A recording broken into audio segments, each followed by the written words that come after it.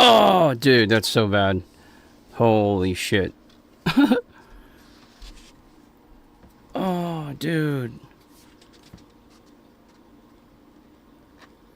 God, that sucks, man.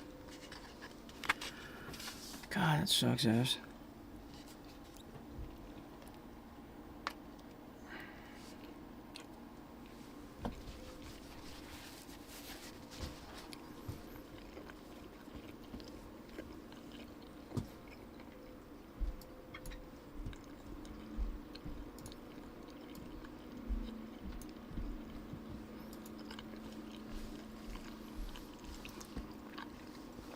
The Power Ranger dude, he like throws a couple off the fucking deck. Oh,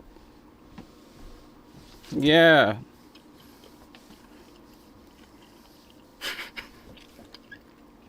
I think I'm friends with him on Steam.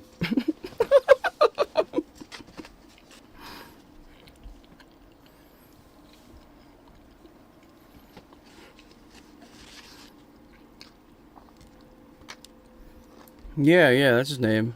Fritzl. Oh, fuck.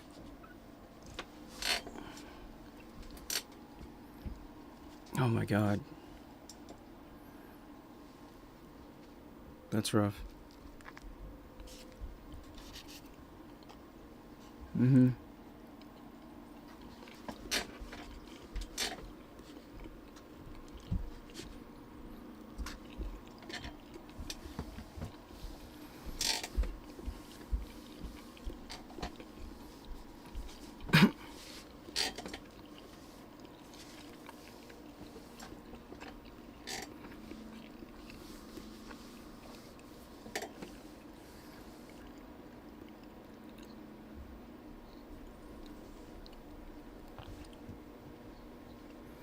Oh my god, dude.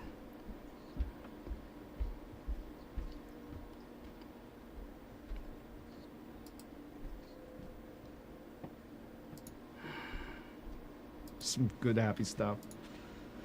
Okay, next. Are there stories you've recorded but never shared? If so, why? There's not really stories that we've recorded that never shared, but there are definitely stories that we've written that we have fully realized that we didn't record.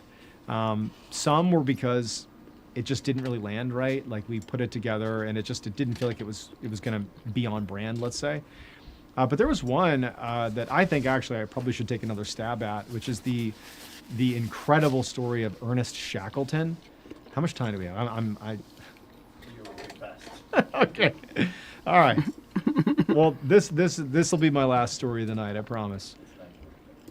This will be abbreviated significantly. So, Ernest Shackleton was like this incredible explorer back in the 1800s, but it's funny because he famously was beloved by his men, but notoriously like clumsy. He would plan these incredible expeditions into the Arctic, but then he'd be like, oh, whoops, I forgot half of our rations. I guess we're going to have to turn around now or we'll all die. But he was apparently so charismatic and so good at dealing with crisis that even though a lot of the times the problems that would arise, these huge, like horrible problems that would arise on his expeditions that were caused by him, like he'd be able to get his men out of it. Like he was amazing at like getting people out of horrible situations that, again, he often created. And so he, at the time, I forget what year this was, and again, don't quote me on the details, but they were trying to get, Shackleton wanted to be the first explorer to reach the South Pole via dog sleds. And it's like this huge overland hike across like just ice and snow in the Arctic. And at the time, there was sort of like a race to do that. And so he wanted to be the first guy to do it. And so he places this ad in the paper that if you Google it, it's pretty epic. Like the ad was not, hey, we're looking for really experienced people to come on this trip to go explore the unknown. It was like, hey, do you want to be a part of an expedition where virtually everyone is going to die and there's going to be no pay and it'll be long nights and you'll be gone for a long time and it's unlikely we'll be successful and yeah, come on down if you're interested. It was just basically like, yeah, we're going to go walk into oblivion for no money, but you might have some glory if we make it to the end. And thousands of young men lined up to be a part of this, to go with Shackleton into the Arctic. But in classic Shackleton fashion, he misjudged the time that they were going out there, and basically they didn't get to land fast enough. They got right near land, but the ocean froze and trapped their ship out on the ice, and far enough away from shore that it wasn't safe to try to walk on the ice. You could fall through and die. And so for like a year, or not a year, it was like 8 months, they're trapped out on the ice. And as the ice continued to freeze, it slowly crushed the boat to the point where they had to abandon the boat and live out on the ice. And so he and his like 25 men are now out in the frigid temperatures. It's like negative 50 degrees. They have like no food. But he made his men like, you know, they had routines every day. They had to shave every day. They had to like clean their stuff. Like he almost had like military discipline. And he said, like, we're just going to wait until the warmer months. And then we're going to like hike to the other side of this plateau we're on. And we're going to sail across this extremely dangerous, like the Bering Strait in like a rowboat where there's like a 2% chance of success. And then maybe we land on this whaling station over here. And then maybe we get rescued. And so like the odds of survival are like zero, but they make it through this horrible winter. Amazingly, nobody dies. And then literally Shackleton and half the men, they carry this several 100-pound boat overland to the water. And then they all hop in and they have no compass or anything. They just like set off into the ocean. And it takes like 2 weeks of just these men cramped inside of this little boat. So think about that. How would that look for multiple weeks? You're in close quarters. There's nowhere to go, like sleep and going to the bathroom. It's a mess. But they amazingly land on the whaling station, the island that the whaling station was on, but they land on the wrong side. But they can't risk trying to sail around to the other side. So they get out and they decide to just climb the mountain to then go over to the other side where the station is, where they know people are. But this mountain apparently on this island was known as unclimbable, and Shackleton knew it. It was too dangerous. And these men have been in a boat for 2 weeks and out on the ice for like a year before that, and they have no climbing equipment, nothing. Up the mountain they go, Shackleton leading the way, and they climb this mountain, but it's so steep that when they get to the top, they can't just down climb. There's no way to do it. Like, it's too steep. So he's like, all right, we're just going to sled down on our butts. And so they sled down the backside of this mountain, this mountain. This is not a hill. This is a glacier, like huge mountain. They come careening down this mountain, and this little girl, who's the daughter of the parents who run this whaling station, this remote whaling station, she's out on the back deck of their little structure, and she's looking up at this mountain, and it's like snow and ice. And no one ever has climbed this mountain. And down the mountain slides these like these ragged-looking men with beards and hair, and they walk up. And Shackleton, like, she thinks they're monsters, and she runs inside and says to her parents, "Monsters are coming off the mountain." And when they come out, the parents, keep in mind, Ernest Shackleton at the time was a huge celebrity. Huge celebrity. They walk out, and basically it's the equivalent of like a major celebrity, like Justin Bieber, walking out of the mountain being like, "Hey, what's up? I'm Justin Bieber." It's like Ernest Shackleton shows up and he goes, "I'm Ernest Shackleton and I need to get to my men." And so he saved all his men. So there you go. That's the story. He survives, but we wrote it. I didn't record it. Maybe I should have. There you go. That's gnarly. And then lastly, what has your opinion on the supernatural become, given your experience at your friend's mountain home and from an earlier video and the passage of time since then? You know, I'm a pretty skeptical guy. That I want to be clear here. I have a very open mind. I think that there's huge potential that there could be stuff out there that we don't understand. Call it paranormal, call it whatever you want. Not to get too into the weeds, but I mean, think about this. Think about this. Earth, planet Earth, is situated in something known as the Goldilocks zone, which means, like, relative to what we understand about how life exists, we are basically right in that sweet spot where it's not too hot, it's not too cold, it allows for liquid water, it allows for air that you can breathe, like it affords the opportunity for life. It's called the Goldilocks zone, like the tale of the three bears, not too hot, not too cold, Goldilocks zone.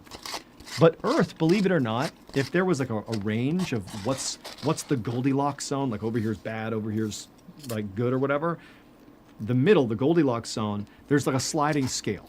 And let's just pretend that over here it's like, this is low tier, but livable.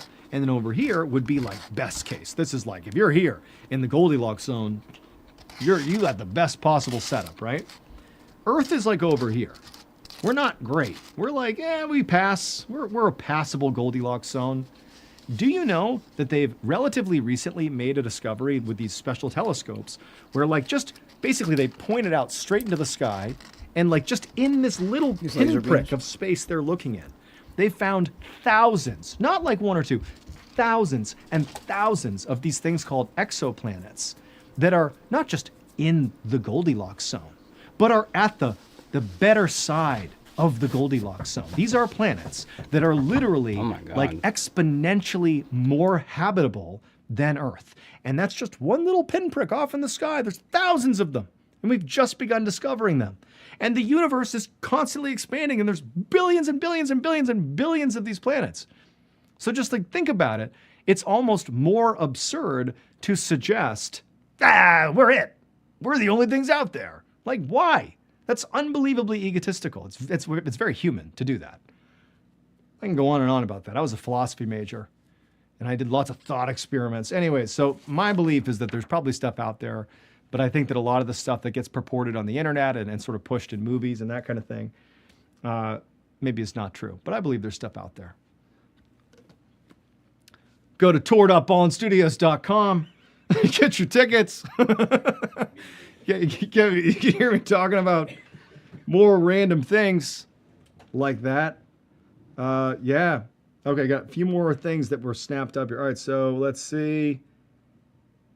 Ricardo, we just did that one. Okay, Danny Rax 2037. I'm OG with you, Ballin. I remember watching you do your weird dance videos. LOL. Hope me and my girl can see you in San Diego. I don't know. The tickets might be sold out there in San Diego. Better move quick. Danny Rax 2037. Dude, if you're talking about the old dance videos, boy, those were a throwback. I had some horrific, cringe content from the early days. So you get a hat. Damn, I remember that stuff, dude. We had like next. 100,000 subscribers. I shaved my head in November to donate it. I'm surviving the awkward growing out phase by wearing hats daily. Wouldn't mind an extra for the rotation. Katie Frosty 97. That's awesome. You donated your hair. That's really cool of you. So you get 2 hats. That way you'll have all the hat game you need.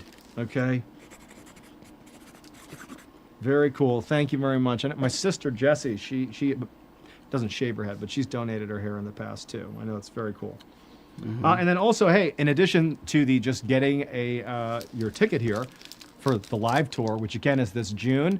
You want to throw the dates up real quick? Here are the tour dates. Again, right there. It's in June. It's in October. I'll leave it up for a second. You can just hear my voice. There's also meet and greet tickets at a lot of these locations. I'm not sure which ones have sold out yet, but I think a lot of them are still available, certainly on the East Coast swing. So if you want to meet me, if that's something that you're interested in, definitely want to grab some meet and greet tickets. I probably spend too much time during the meet and greet because I love meeting with you guys. So expect to have a legitimate interaction, and I look forward to hearing how you came to learn about the strange, dark, and mysterious, what drew you here, all of it. I'd love to meet you. So if you want to get meet and greet tickets, just go to tour.ballinstudios.com. You can click on any of those shows, see if there's meet and greet tickets. You can drop that. And then just for good measure, I'm going to close it out here, but when we close it out, I want to say thank you guys for being here tonight, for listening to me ramble and tell stories. Thank you for the people who left comments. We're going to end it on the trailer for the live tour. I love you guys. Until next time, enjoy the trailer. Get your tickets, tour.ballinstudios.com. I didn't give you a like button thing. Please, making this up on the fly. What did we do today? Please, gently. I got one. No, what's the one we did on the tour? I got one. Hold on, before we do it. But, so, if you want to watch this trailer, go ahead and offer, I'm going to use today's, go ahead and offer to make the like button a nice homemade cherry pie. But don't tell them you have not removed the pits. Enjoy the trailer. Thank you, guys. If you're a fan of the strange, dark, and mysterious, then you come to the right place, because that's all we do.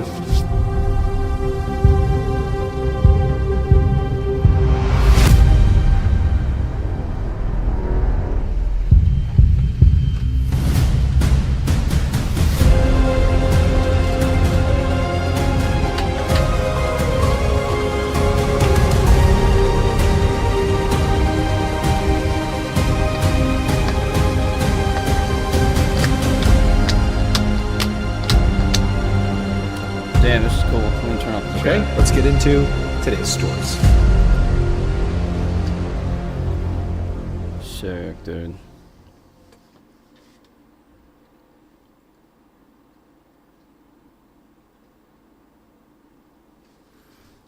Fuck, man.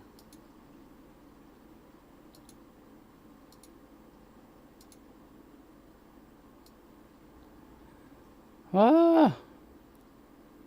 There we go.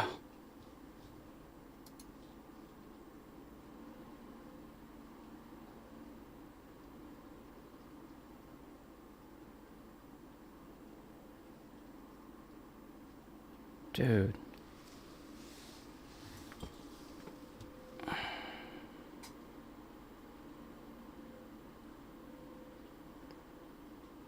I do not care about school anymore. You simply don't get your ROI. It's not worth the time, the effort. It's not worth the stress. It's not worth any of that. So as a result or a consequence of this, I simply don't care at all. To give you guys a little bit of a background, I was the kid growing up always. You know, I had a very education-driven household. My mom always made sure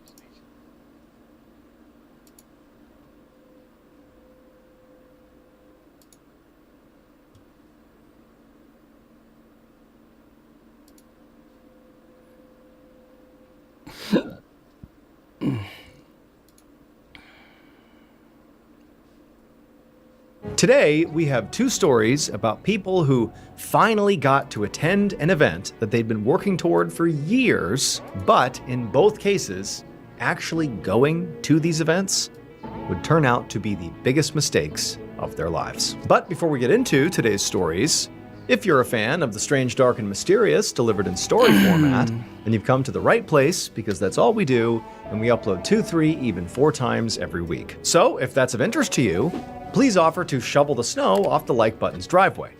But be sure to shovel Thank you, the Doug, snow for recommending these, directly man. into their car. Also, please subscribe to our Clearly channel and turn Canadian. on all notifications Super good. so you don't miss any of our weekly uploads. Okay, let's get into our first story called The Evidence. Yeah, super sweet. I wonder if it's sweeter than this.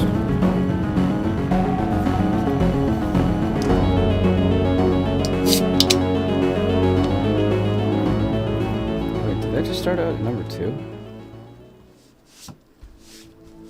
On the morning of November 18th, 2019, 54-year-old detective Muzi Mkizi stood in a long line waiting to get into a courthouse in Ikapa, South Africa. So Muzi was an investigator on a very violent robbery case that was finally being tried today, even though the robbery itself had happened almost 6 years earlier. Back in 2014, a group of armed men had stormed into a couple's farmhouse in Ikapa and brutally beat the couple before making off with a bunch of electronics and jewelry and weapons and other valuables. And so Muzi and his team had eventually caught and arrested these criminals, and in fact, they were even able to recover some of the items that had been stolen.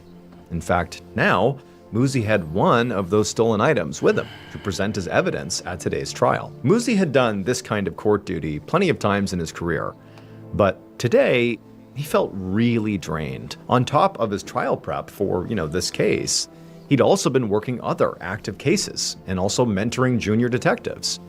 And Muzi was not young and energetic anymore. He was nearing retirement age, and all these obligations were really starting to take a toll on him. But the biggest thing that was really exhausting Muzi was this robbery case itself. It had been an extremely long process, full of an unusual number of delays and complications. It had actually taken so long to bring this to trial that the evidence Muzi was holding, like literally right now, had actually been returned to the victim couple so they could use it until the trial finally happened. So getting this case to this point had been extremely tiring, but Muzi and his team were determined to see it through no matter what. Because the criminals that did this, they were incredibly violent and genuinely needed to be behind bars to protect the public. They'd severely beaten this couple to the point where they were hospitalized, and it was lucky they hadn't been killed. As Muzi entered the courthouse and passed through the court security checkpoint, he hoped the security guards were appropriately on alert.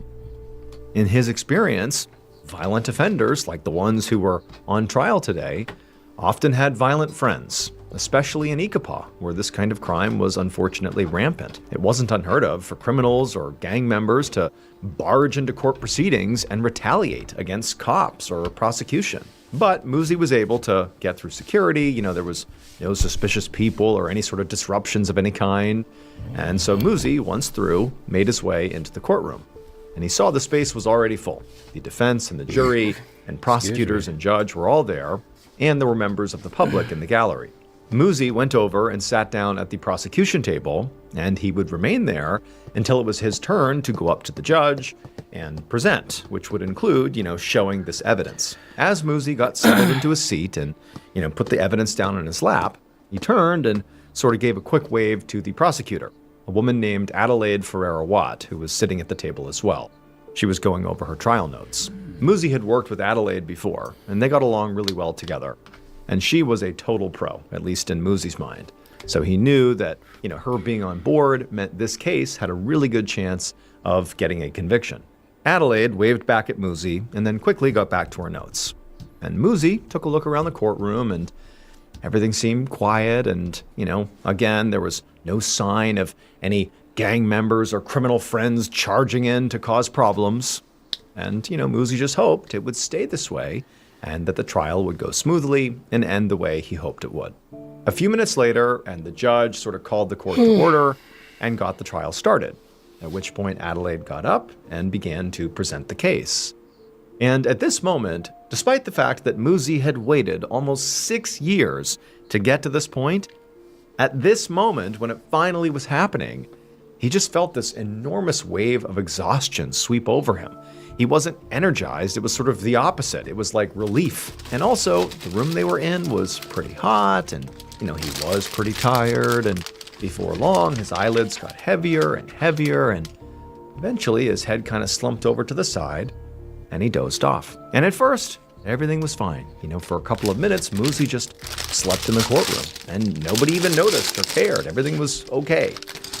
But then at some point, there was this sudden, very loud scraping sound. It was the sound of a bunch of chairs in the courtroom moving across the ground, and it was just very loud, and it woke Muzi up, but like really abruptly. He was startled by the sound, and when he woke up, like in his, sudden jolting awake, he dropped the evidence that he was supposed to be in charge of onto the ground. And so he's getting up, he's getting his bearings, realizing that it's kind of embarrassing. He was asleep. Did anybody see him? Like, what's going on? Everyone's moving around. He sees the evidence on the ground, so he goes under the table, he scoops the evidence back up, and as he's sitting back up, he hears this loud, like deafening bang echo through the courtroom, and he still really doesn't know what's going on. I mean, he just woke up, it's sort of chaotic in the room, and then he hears this scream coming from the side, sort of over to his right, and he turns and he realizes the scream came from the prosecutor, Adelaide. And so Muzi looks over the table and he sees Adelaide laying on the ground and she's clutching her hip,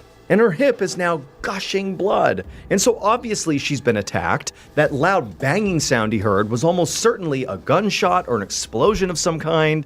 And so Muzi immediately is thinking, clearly, the friends or affiliates of these criminals on trial have stormed the courthouse and they've attacked us. They've attacked Adelaide. Are there more shooters here? Are there more attackers in the building? And so Muzi, who again, he's only woken up like 30 seconds ago, he's still sort of confused. He begins looking around the courthouse for, perpetrators, someone who's attacking, a gunman or something. But all he sees is just the chaos of people trying to flee the courthouse and others rushing up to Adelaide to try to render care. Like, there were no perpetrators, there were no gunmen, there was nothing, it was just chaos. And so for a second, Muzi is just sitting there, not really even sure what to do, almost like paralyzed by shock, and also, again, he's just woken up, he's sort of getting his bearings. And then he thinks of something, he's looking around the courthouse, this crazy scene, and he realizes that there is no gunman, there's no perpetrator, there's nobody, there's nothing. Which can only mean one thing.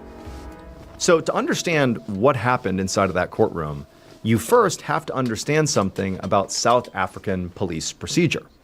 And that is that in South Africa, as in most countries, after evidence is taken from the scene of a crime, it's examined and determined to be safe and then transferred to an exhibit room until it's time for trial. However, unlike in other parts of the world, in South Africa, there are exceptions to this procedure.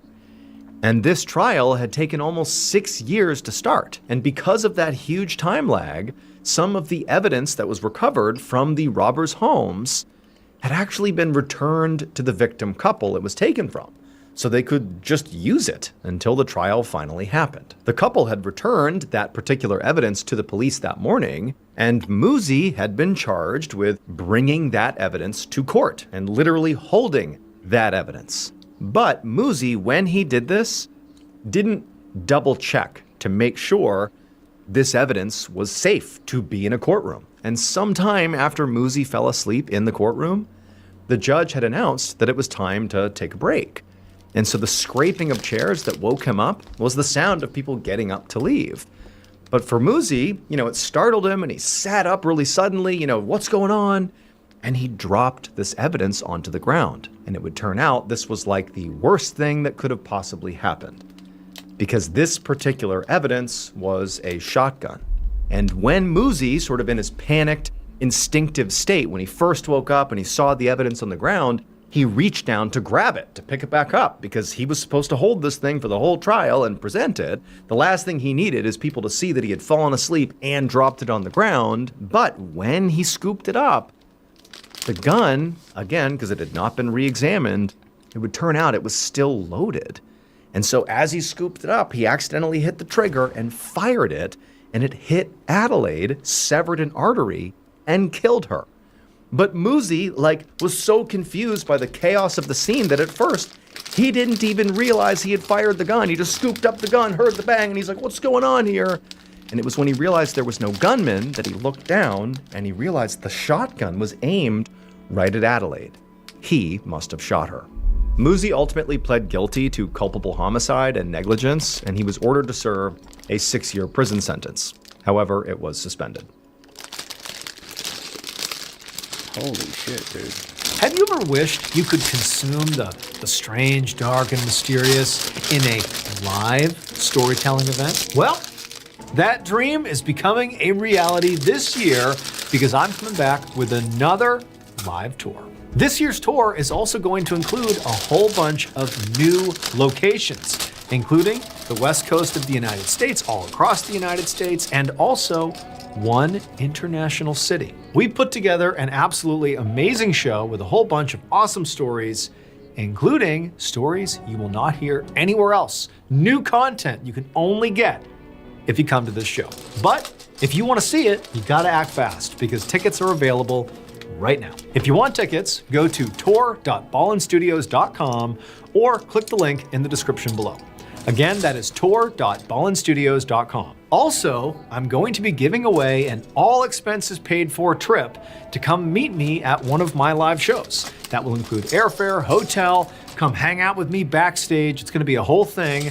And so if you want to potentially win that, all you have to do is donate to win at fandiem.com/MrBallin. That is fandiem.com/MrBallin. Get your tickets and enter the sweepstakes today. I can't wait to see you at the show.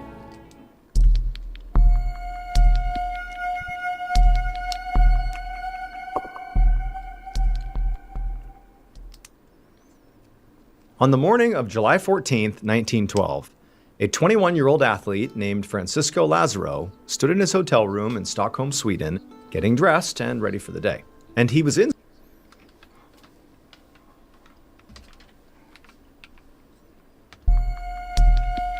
Legacy.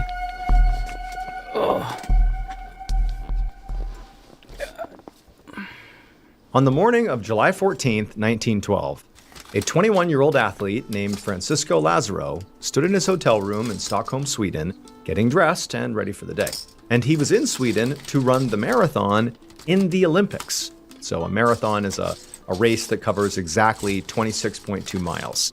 And for elite runners, it usually takes them between 2 and 3 hours to finish. Lazaro was representing Portugal, and this was actually a really big deal. This was his home country's very first Olympics, which meant Lazaro was one of only a few Portuguese athletes at the Games. And Lazaro believed that out of all of those people, all those other Portuguese athletes, he actually stood the best chance at bringing home an actual medal. So Lazaro had a chance to do something really historic for his country. And realistically, he wasn't even that nervous, because he knew he was a truly elite, incredible runner. Even though he was just 21 years old, Lazaro had already won 3 huge marathons in Portugal. So he was already a star back home. But he knew that if he wanted to win on the world stage, he would need to come extremely prepared. So that's exactly what he'd done. He'd trained for months, obviously. He'd also recently gotten a medical exam to confirm that he was very healthy. And he'd even begun thinking about, little ways that he could potentially give himself a boost, like how to fuel, what to put in his body and even what to put on his body.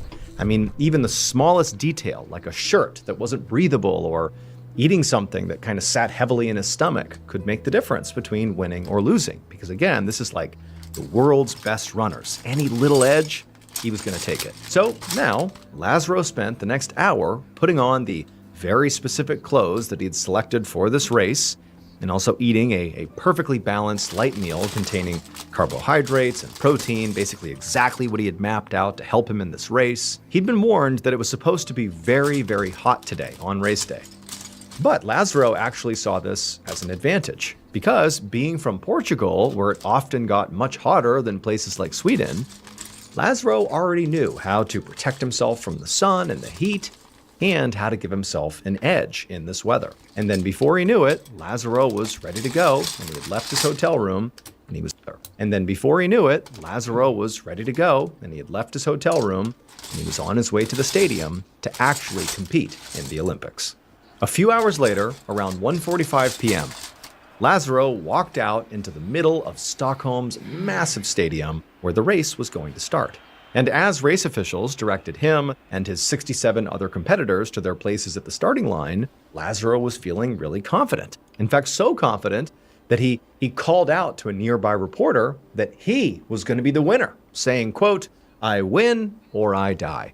Now, as Lazaro and the others actually took their spots on the starting line, they were in the direct sunlight, and it was just unbelievably hot. I mean, in the shade, it was already 90 degrees, so it was like a sweltering day.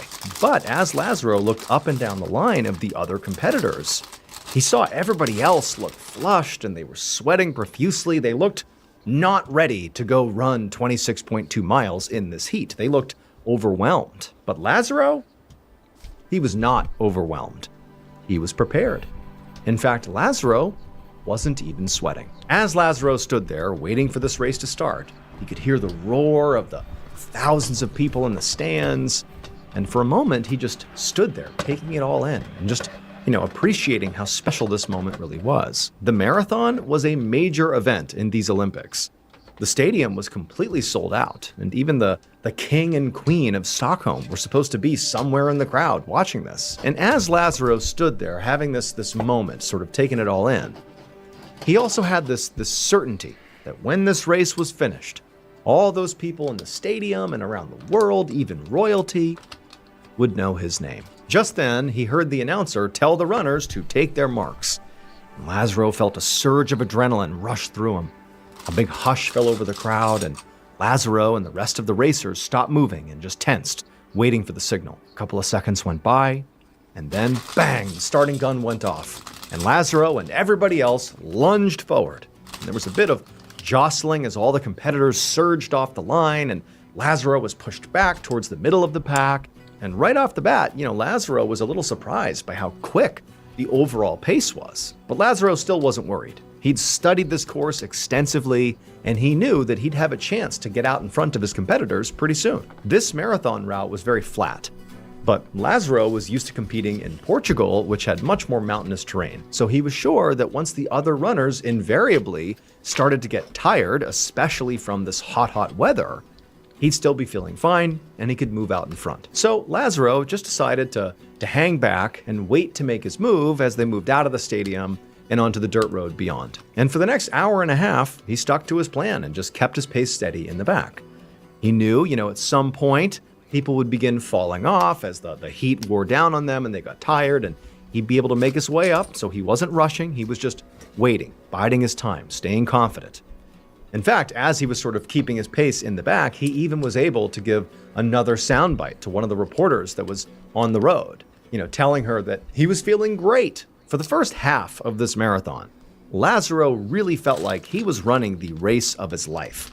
It was like everything in his training and in his background had prepared him to excel here on the world stage. He was consistently moving past runners, some of whom were really struggling in the heat because they clearly weren't used to it. Some had actually stopped running altogether and just put their hands on their knees, while others just sat on the ground, unable to get up. So basically everything was playing out exactly the way Lazaro expected it to. He was, making his move slowly but surely towards the front of the pack. However, as great as this race was going for Lazaro, something changed at around the 19-mile mark. It just felt really off. His legs got a really heavy, just like lead feeling, and a few minutes later, his vision started to get blurry. Lazaro kept on running and, told himself he was fine, and that this was just, late race fatigue kicking in. And for what it's worth, it is pretty common for marathon runners to say that at about the 19 to 20 mile mark, that's sort of the real halfway of the race, not the 13-mile mark. The 20-mile mark is where your body really starts to struggle. That last 6 miles is notoriously brutal. And so he's basically saying that that's normal. This happens when you hit about 20 miles. And so as Lazaro worked as hard as he could to put one foot in front of the other and just to keep on going, he began telling himself that, this was worth it. At the end of this, there was a stadium packed with people who would be screaming his name, and he was still making such great progress. He could still win this race. But then, just a little bit later, his legs went from feeling heavy to just completely giving out. And he slammed to the ground, and then his whole body began to convulse. Within the hour, at a local hospital, an emergency doctor greeted a crew of Olympic medical staff as they wheeled in a man on a stretcher. They explained that this man was named Francisco Lazaro, and he'd collapsed in the middle of the marathon. And the doctor was really not surprised by this. He knew the Olympic paramedics had been swamped all day, helping other marathon runners who'd gotten sick from this really oppressive heat. However, as soon as this doctor began specifically examining Lazaro, he knew that this case was different and was much, much more serious. His other patients that day had all relatively mild symptoms like sweating and general fatigue and dizziness, which had easily been cured by providing water and cooling them off. But Lazaro, he was twitching and convulsing, and he was shouting deliriously that he'd won the race. So the doctor rushed him into an exam room and took his temperature. And when he saw it was 106.7 degrees Fahrenheit, Oh my God. he knew this situation was critical. A temperature that high was often fatal, and Lazaro's organs were likely already shutting down. And so the doctor yelled for nurses and other medical staff to bring in some water and some ice, but Lazaro, he did not respond to the hospital's treatments. And as the hours passed by, Lazaro actually got worse. The doctor and his team, they worked through the night treating Lazaro and trying to stabilize him, but the next morning, Lazaro died. After Lazaro's death, that doctor just could not shake the idea that something just felt off about Lazaro's death. Heat stroke can definitely be deadly, and Lazaro had seemed to have a very bad case of heat stroke, but lots of runners had gotten heat stroke during this marathon, and all of them had wound up being fine. So the doctor ultimately decided to run some tests on Lazaro to see if maybe there was something else that had been going on, like maybe there was some underlying illness or other factor that was to blame for his death. And when the doctor finally did get those tests back, the results made Lazaro famous. So remember, Lazaro had put a lot of thought into how to prepare for this big race. He trained extremely hard, he ate right, he chose the right clothes, the right shoes, and critically, he took very specific measures to protect himself from the heat, which he knew was going to be a factor. And at first, it seemed like all the measures he had taken in advance of this race had paid off. Especially when Lazaro looked down the line at the start and he saw all the other runners were pouring sweat and flush and just looking horrible. It just seemed like everybody was already exhausted before they had even started. But not Lazaro. He wasn't even sweating because of one of the precautions he had taken. But not sweating in this type of heat was actually a very... I'm good, thank you. Thank you for asking. Yeah, I'm just watching some videos before I play and trying to put together this, like, this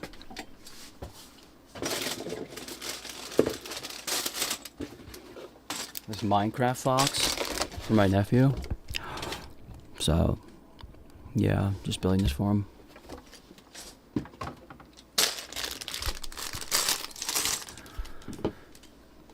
Thank you, yeah. He got it for his birthday. bad thing.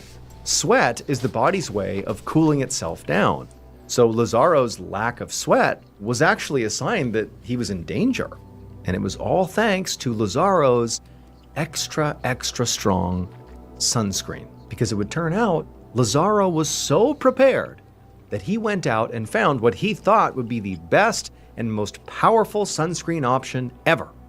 It was a substance called suet, which is a type of animal fat that's typically used in cooking or making candles. Yeah, sometimes soap. he just like it's also sometimes used gets for things skincare, and he doesn't since like it has to a lot of start them, or he'll like try to start them and then he won't like finish them. So that because suet is very thick, it would act as a barrier against the intensity of the sun.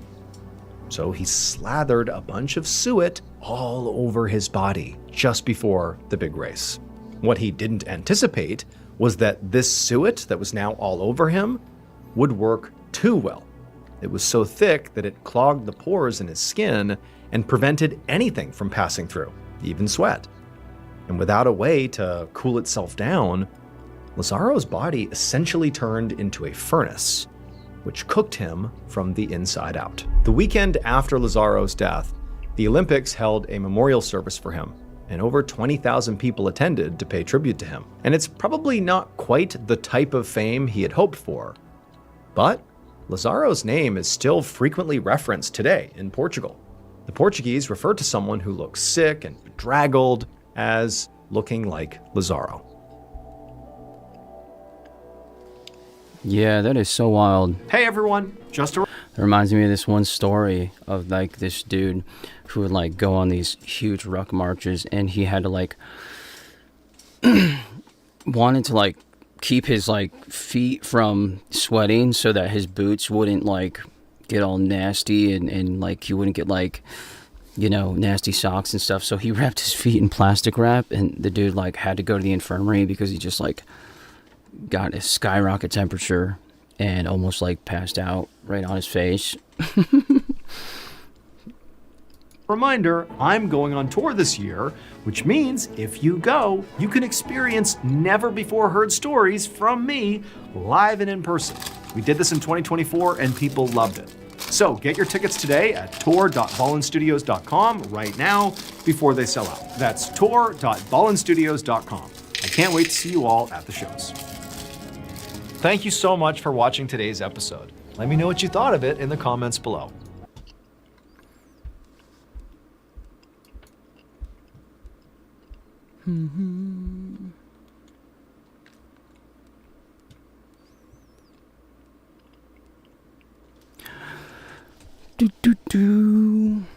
What are you up to tonight? Anything different or?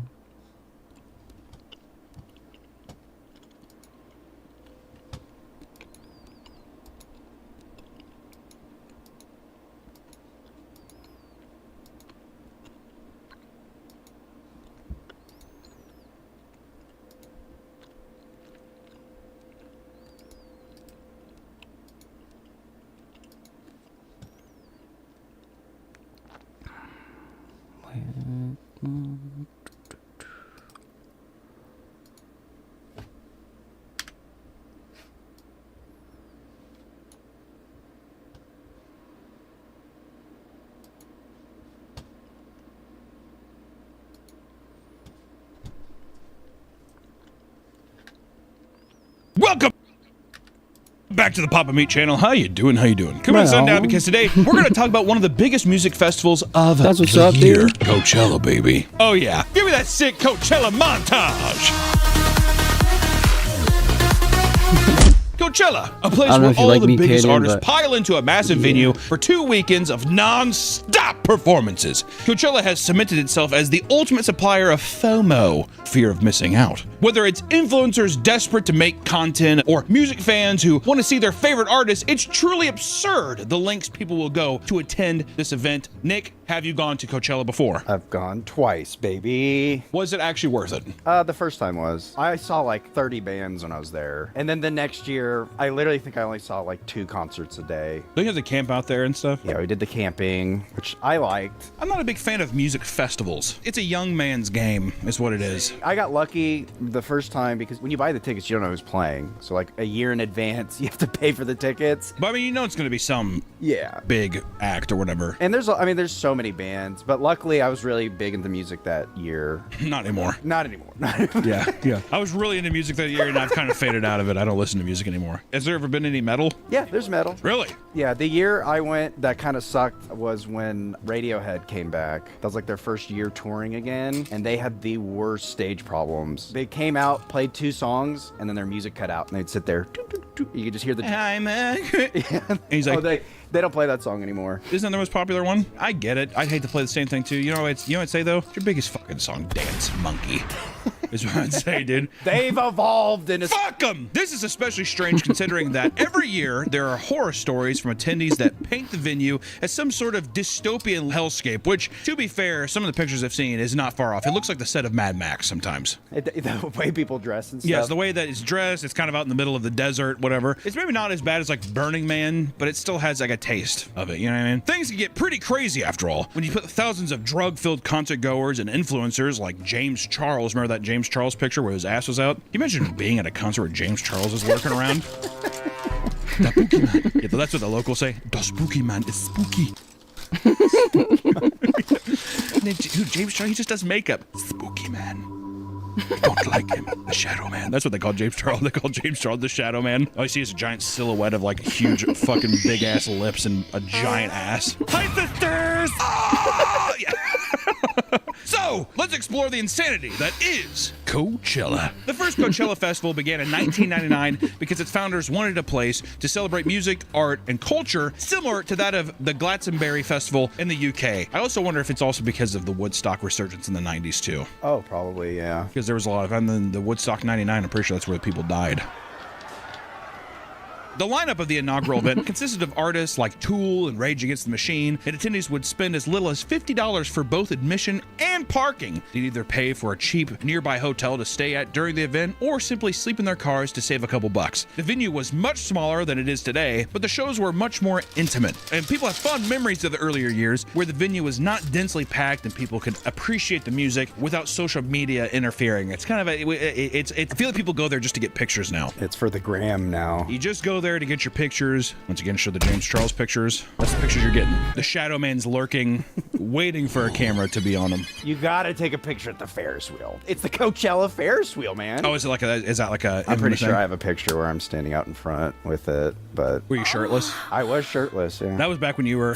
When I was, good. You had your pecs and your abs. You were definitely showboating. Were you peacocking a little bit to see if a little girl bit. would? Yeah. Well, why not? I'm at Coachella.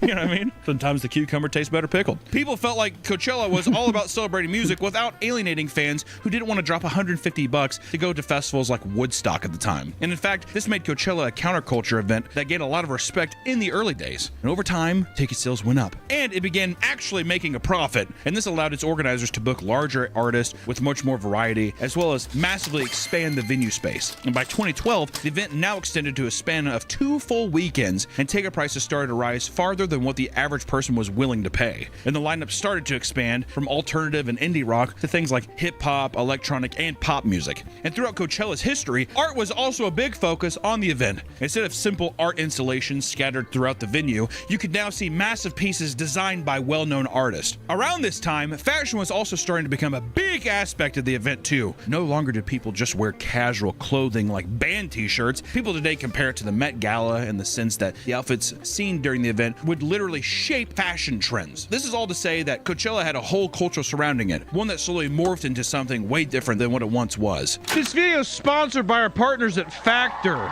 It's never too late to start eating better. Look at me, baby. Look at me. Factor is the meal service that gives you the flexibility to stay active and stay on top of your eating routine. If you're looking to hit your nutrition goals and eat balanced, high-quality meals, look no further than Factor. Factor powers your day, sun up to sundown. The nutritious breakfast, on-the-go lunches, premium dinner, and now daily greens. Once daily drink full of real veggies and nutrients you might be missing in your diet. With Factor, you choose from 100 different menu options each week. Plus, Factor has meal options like Calorie Smart, Keto, Vegan Meals, Fat, Protein. Regardless of what you choose, in just 2 minutes you can eat, and enjoy, baby. So it's easy to see why 97% of customers say that Factor has helped them live a healthier life.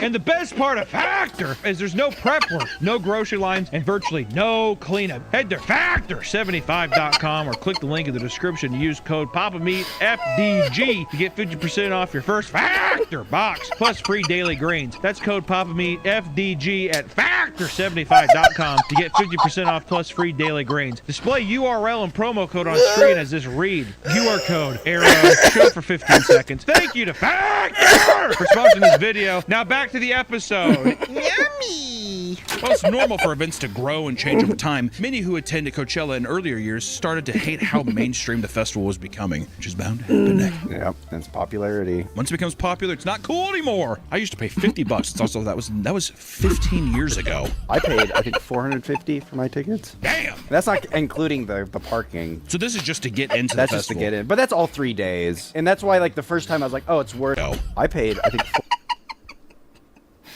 Damn, that was so crazy, dude. Those edits are wild, man.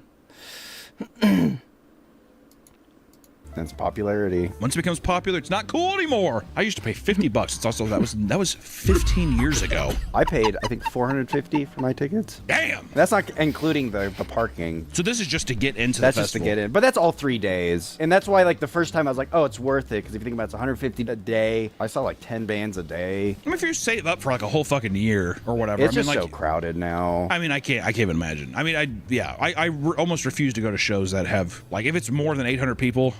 Yeah. I'm really not going. Honestly, I'm not gonna go. One of the worst things that come from Coachella's mainstream appeal was that it became an experience rather than a music festival. It was less about music and more of a status symbol gained from going to the cool, popular event of the year. That's just gonna happen though too. You know, once it becomes a cultural thing, especially with the fashion stuff, it's a different kind of cosplay almost, is what it seems like. It's like, oh, we're going and we're doing like the most absurd, impractical outfits that are just so we can take pictures, and like that's the event. I don't really give a fuck about the music. I just want to go and experience that kind of thing, which is also, I mean, in a way, I have respect for that. It's your time and money. You can do whatever you want. Oh, of course. But I'm just saying that if it is this like multicultural, like it isn't just music, it's all about art. I think what becomes annoying though is that if you slice up the pie too many times, you have like, okay, well, this portion of people are just here for fashion, this portion of people are here just for music. If you're trying to go see a band but like nobody gives a fuck about it, you're fucking with everybody's experience. Then I think the experience becomes too divided. While the festival is an impressive commercial success, in many ways it has lost its luster. The event is no longer something that anyone can afford. For example, a 3-day pass can now cost up to $650. And like with anything nowadays, scalpers are always there to drive up the prices of tickets purchased at the last second. This year, scalpers made massive profits selling weekend tickets for $4,000 to $5,000 after the event had sold out. And Coachella now offers access to special, luxurious accommodations like their Safari Campground, which can cost as much as $12,000 to rent out. Safari Campground. The little bungalows. They just give you a tent and maybe a coconut tree. Or something, you know, whatever, or a tiger plushie. There's an option to rent on Airbnb, but the prices are straight up demented. Properties in the area will shoot up thousands of dollars during the event because they know someone will eventually end up booking them. And those who can't afford this will simply pay for a small patch of land in order to park their car and camp out. If you thought this just meant sleeping in your car, you'd be dead wrong. There is a whole culture behind car camping online where people show off their insanely elaborate setups. Some people will spend well over a month planning the layout and ordering the things they need. And one influencer showing off his room tour included things like fake houseplants, a clothing rack, a decorative knickknacks, and even a director's chair for some reason. I remember seeing this. Guy got a lot of hate. I get it. It's fucking stupid. It feels like that's like a very performative kind of thing. I equate it to the refrigerator videos where it's just like people have like all these little containers for their tiny sodas and juices. Those are satisfying videos, though. I mean, every time I see that, I'm like, I gotta try that out, actually. It'd be a nightmare to organize, though. This feels like an extension of the fashion trend to me. It feels like it's a part of that performative kind of like, well, yeah, it's like I'm dressed here, I'm ready, and also this is my tent. Look how elaborate and like weird it is. You know, it feels like it fits into that same culture for me. I don't know why. Which, to be fair, if you're trying to get some sniz, dude, if I'm trying to get some pussy and I bring him back to this amazing oasis, you think they're gonna be happy? She's gonna be like, oh, yeah, someone's got the safari hut. You should check out my safari hut back in the game. Do you think this is good? Got the whole fucking set of Jumanji over here, dude. Are you kidding me? Come on back.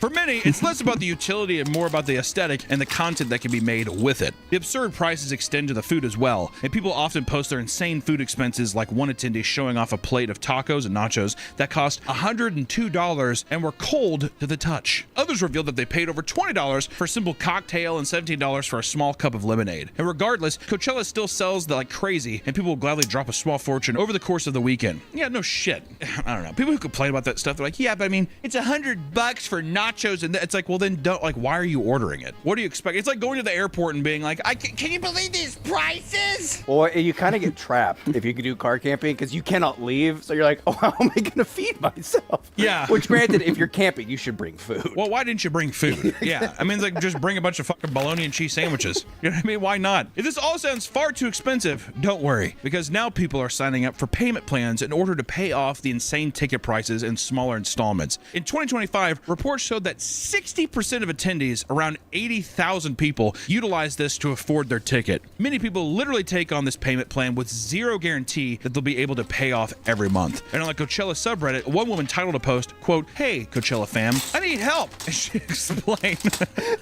"Hey, Coachella fam, I need help." And it explains how she needs someone from the community to lend her $272, quote, "in the spirit of Coachella," because the charge is coming in just days before she gets paid from her job. E-bagging online to basically pay off the Coachella loan sharks that you've had. You know what I mean? Come on, hello, Coachella fam. I need you guys to bankroll me. Thank you. You think, here's the thing though, is that women, sorry, women, being a little misogynistic here. If you're like an attractive person, even if you're a guy or girl, if you're an attractive person, you could post a picture of yourself and be like, looking just for help on this ticket. You would 100% get people doing that just for the fact of like, you want to link up?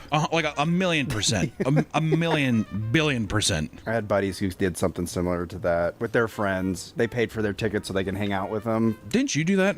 I thought you paid so you could hang out with a girl or something. You weren't invited, but you heard the people. That was for a Lord concert. My coworkers are like, we're going to this Lord concert on the weekend. I was like, all right, cool. And I liked one of the girls. So I was like, wouldn't it be awesome if I surprised them and drove 4 hours? It just came to the concert. Oh no. Didn't you find them there? Well, I texted them. I was like, hey, I'm at the Lord concert. And they're like, what? All right, let me hang out with you now. The funny and scary thing for them was that we weren't really good friends at the time. And then when I got there, I just stood like this and did not like bob my head or So sing. for people that are wondering what he's saying, like he was arms crossed, could not look stiffer, and he's just looking up at the stage. There was an 18-year-old there with like 3 23-year-old women. So his thought was like, oh, I'm gonna rent a hotel and I'm gonna have a crazy sex party afterwards, right? So when I showed up and the girls were like, You're fucking up my plan. they're like, Nick, what are you doing after the concert? And I was like, oh, I think I'm just gonna sleep in my car. I brought like a Tempur-Pedic mattress and put it in the back of my car. Did you think you were getting lucky with the Tempur-Pedic mattress? No, but I did think this would give me brownie points. Like, they think I'm so fucking cool. No, it probably came off kind of stalkerish just a little bit. Remember that thing that you just told me you were doing this weekend? Surprise. I'm doing it too now. I think I worked the next morning, so I left at like 7 a.m. Is that when you're slinging za? Yeah. Oh, yeah. Nice, dude. Influencers with money to spend, however, will admit publicly to spending as much as $200,000 to get the full Coachella experience, from private jet flights to insanely expensive Airbnbs, flying out various people. It's a tax write-off for our content. James Charles. Can we go to Coachella next year for a tax write-off? No. Please. Only if I know for a fact James that the Charles. Shadow Man's not going to be there. James? Can you imagine being in a tent and then, yeah, you just see the silhouette of James Charles outside?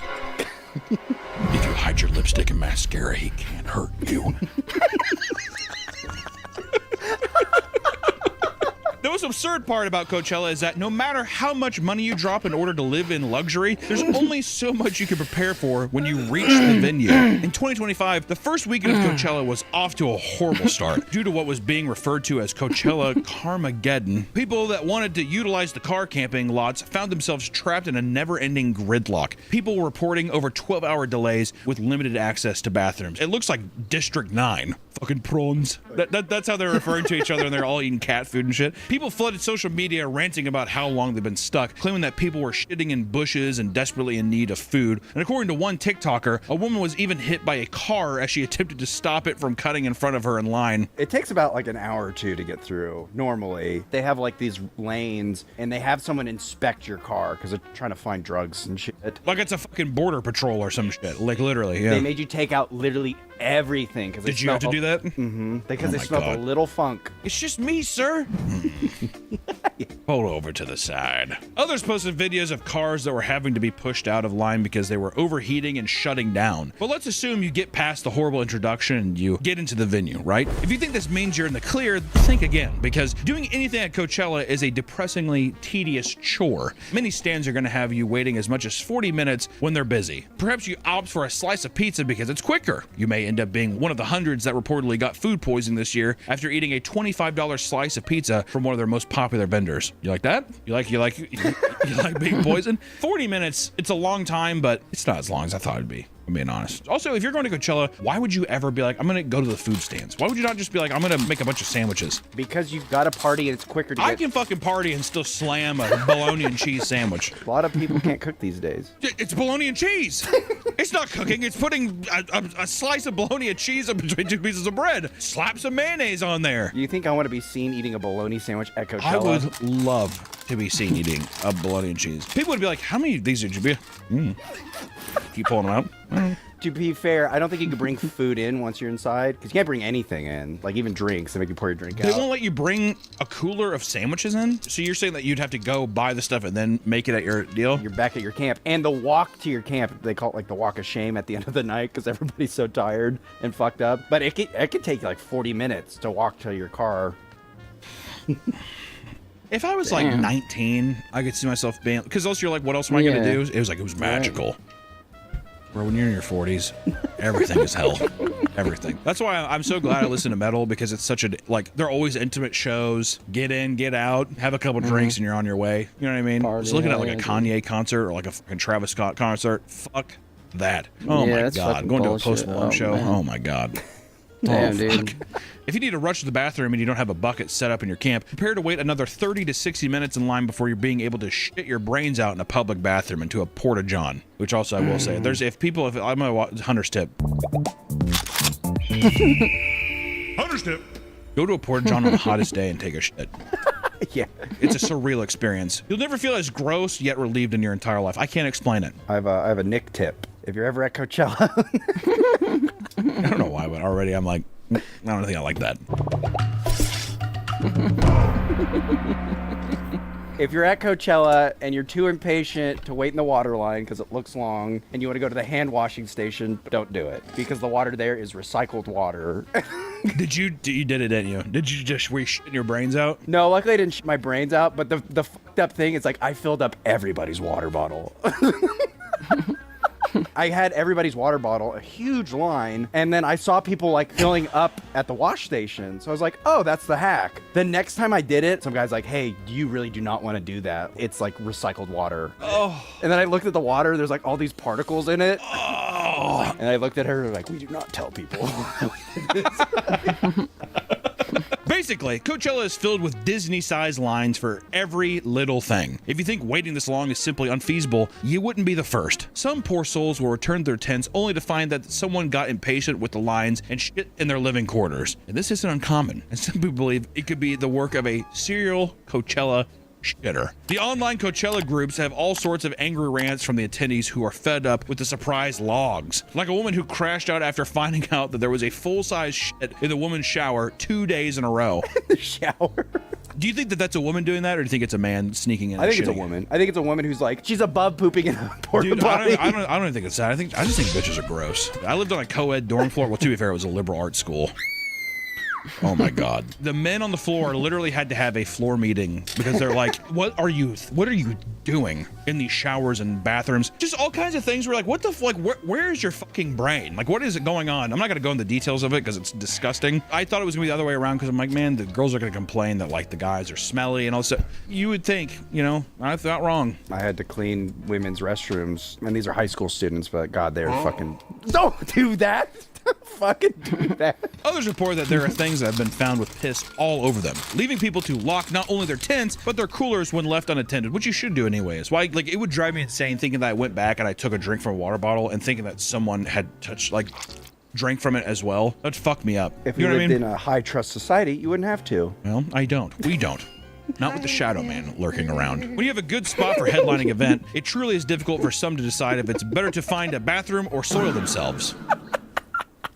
A woman and her friend, for example, witnessed a man fill his pants with piss while waiting to see Doja Cat. I can't stop and look the other way. Just pissing yourself. After you've taken care of all your base needs, you can finally go up and enjoy the amazing lineup that day. But not everyone gets to return to their lovely, detailed, aesthetic campsite. This year, people returned to campground exhausted after getting obliterated on various substances, found their tents completely destroyed by aggressive desert winds. It got so bad that the National Weather Service issued a dust advisory urging people to stay inside at all costs to avoid the low air quality and dust from doing damage to their eyes, throat, and lungs. Keep in mind, this was going on during headliner event times and even led to big performances canceling their act. And the harsh reality is that Coachella is simply not as glamorous as you'd think, especially if you've had no experience with festivals and how gross they can get. How can you blame people for being surprised by this realization when every aspect of social media is telling them that Coachella is the perfect Oasis getaway? Also, to me, it's similar to fucking Paris syndrome. Oh, yeah. Japanese people go into Paris and they kill themselves because they're like, this is disgusting. France is disgusting. Who would have thought French people are gross? One of the most widely discussed topics in regards to Coachella is the hordes of influencers that are funneled into the venue every year. At one point, began referring to it as the Influencer Olympics, where big brands would invite notable social media creators to create promotional and sponsored content. Across the internet, you'll find thousands of sponsored videos where people have been flown out for free and have all expenses paid in order to shill whatever brand is looking for a marketing opportunity. For those that can't find a way to get in for free, they've even started filming PowerPoints where they basically tell brands why they're a notable person and they should cover the entire weekend for them, of course, just for marketing purposes. And while many influencers likely do want to attend these events for the artist, there are also cases of influencers traveling to Coachella Valley only to take photos for social media without actually attending the festival itself. The goal is simply to convince people that you experienced it, right? I don't really give a fuck if I actually do. I just need people to basically be like, oh my God, I'm so jealous. Oh, I wish I was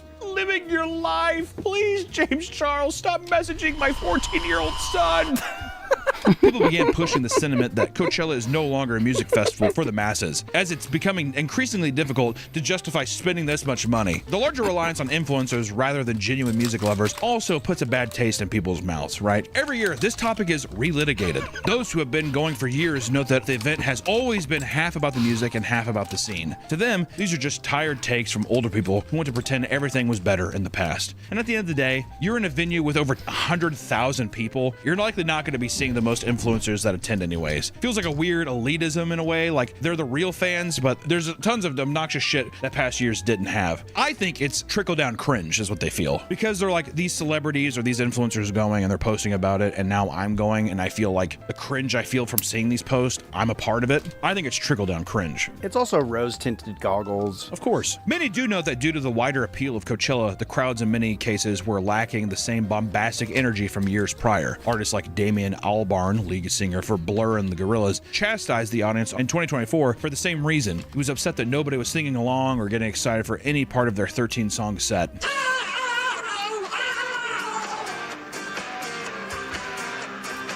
I don't know, dude, you're in the fucking Gorillas. Get over it.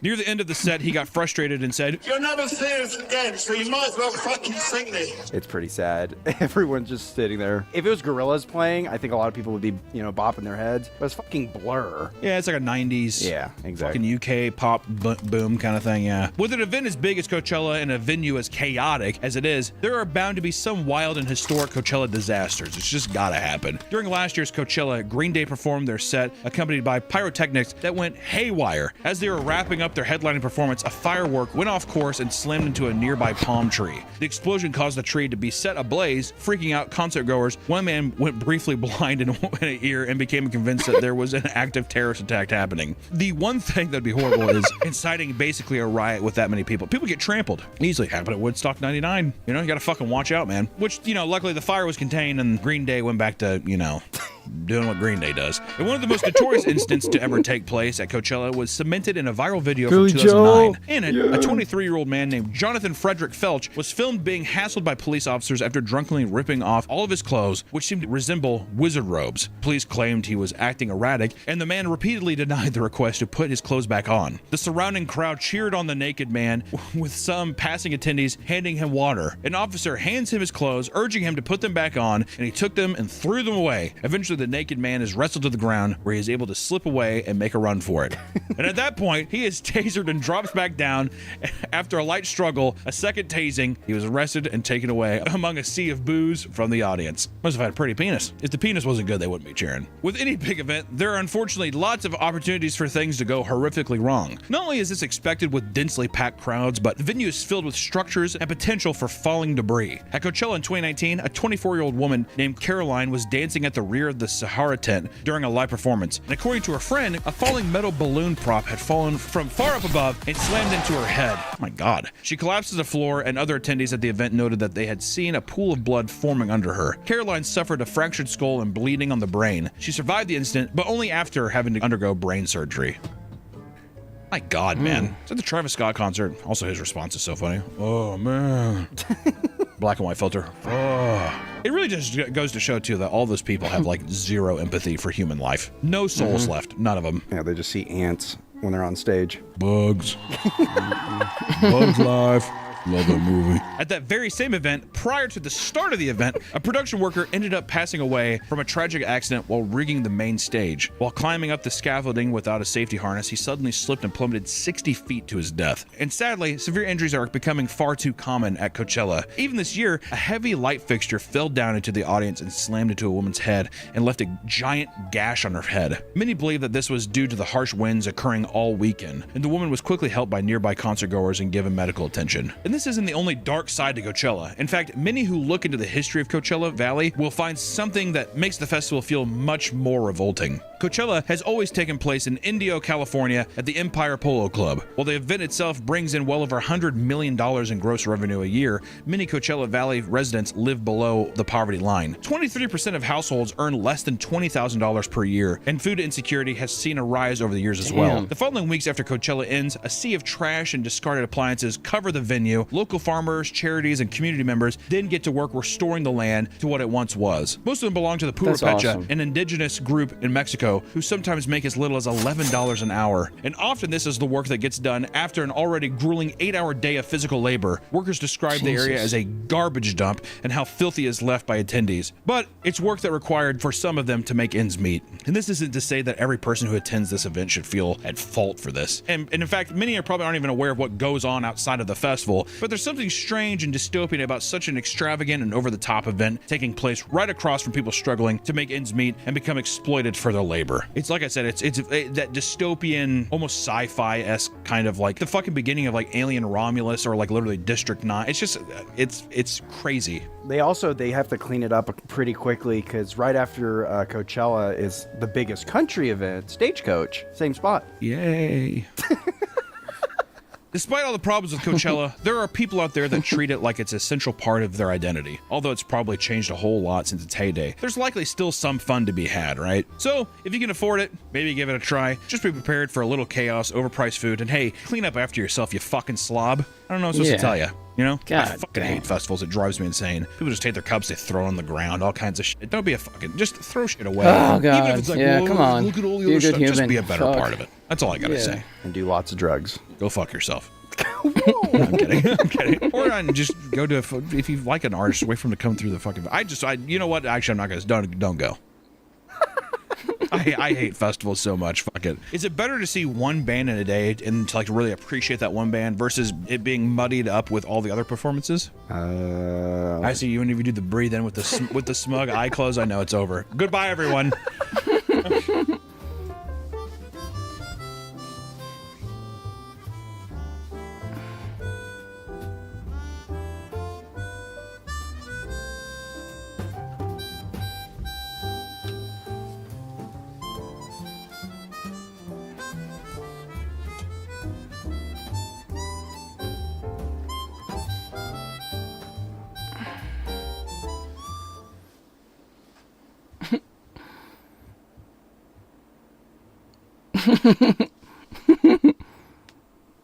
Head on over to meatcandy.store to buy new merch. If I beat that yuppies, you gon' tell on me. Shirt was added just to our collection, and pre-orders in April 20th. What up, Bobby? Get yours before time runs out. Welcome back to the Papa Meat channel. How? Just watching some Papa Meat, man, putting together some Legos, dude. Oh, man, that was so funny.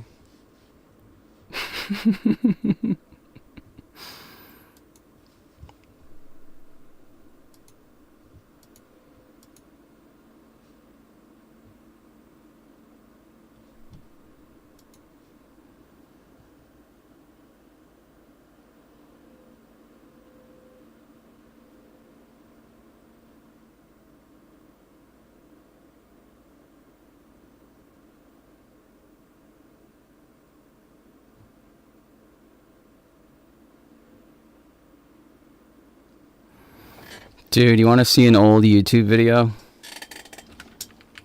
that I'm in?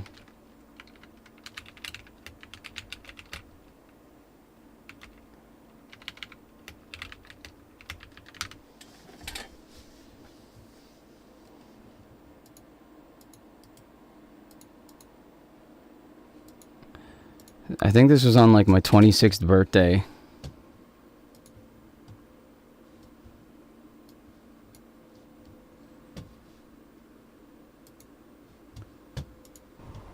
What's up, everyone? Today, I'm pretty excited for a few reasons. So, I'm finally doing a food challenge in a restaurant. I haven't done one in I don't know how long. I've just been eating in my kitchen. So, sorry, there's no Weston cam today, guys. Unfortunately, Rest in I peace, can't bring Weston. Weston with me. The other thing We I'm love you, excited bro. about is I'm meeting up with a subscriber, Sean Daly. So, you know, I'm not going to call you guys subscribers. I'm going to call you guys Wonder Warriors. Is that all right? I don't know. Well, Hell yeah, give me your man. opinions This on is that. like in My Wonder Warriors? 2016 Yeah, or something. You guys are my Wonder It's like 10 Warriors. years So, ago. he's always wanted to meet up with me, and it was his birthday this past Sunday. So, and he found a pizza challenge. It's a solo pizza challenge. I think it's 16 inches with all the toppings they have, so it should be pretty stacked, but it's not the biggest pizza in size, I guess, but maybe with all the toppings it might be pretty heavy. So we'll see. I'm about to head in. Let's do Hell this. yeah, man, that's me. Deuces, guys. I'm Sean. Sean is Fitness. Dude, that intro was so dope. Oh, dude, we should, bro. I used to want to get into this so much, and there was a point where I thought I was going to. I just ate like lettuce and stuff for like a whole month, like a pound of it at a time, and just like stretched my stomach out. And then it was like, I feel like some challenges are really, really easy if you just prepare, you know.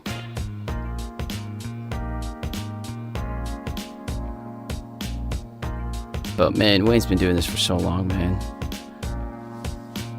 He's really good too. I think he had like the Guinness World Record for like eating the most like ghost peppers or Carolina Reapers or something. Man, he ate like 80 something. Got shot in. Hey, what's up, guys? How are you? Happy late birthday. Yeah, definitely. I just turned 26 on Sunday. It was pretty calm. So, you know, just kind of chilling out and trying to hang in there, do my best. Gotta love it, man. It's so wholesome, bro.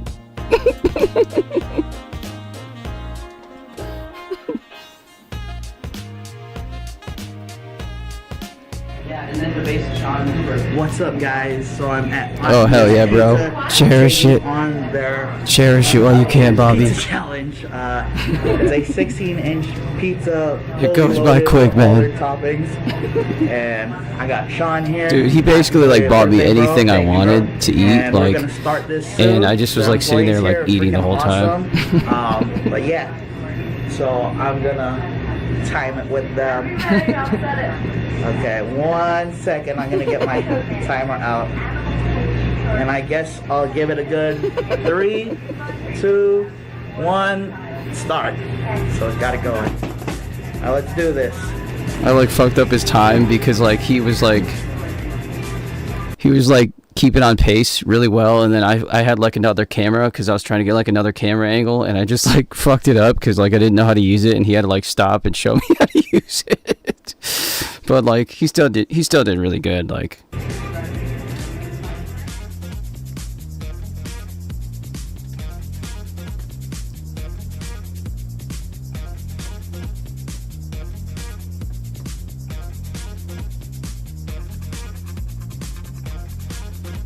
dude, yeah, he beast modes this stuff, man.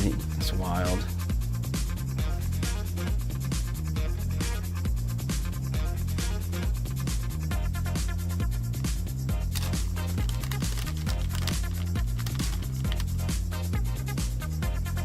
Oh my god, dude, oh, I feel like I wanted to, but I just like would have like failed after like one piece. I would have been so full. Like once I tried to like do this like thing at the Olive Garden, and it was really good. It was like the Endless Bowl, and dude, I ate like I think it was like 4 or 5 bowls of like pasta or whatever. I literally had to like go to sleep. It was like painful.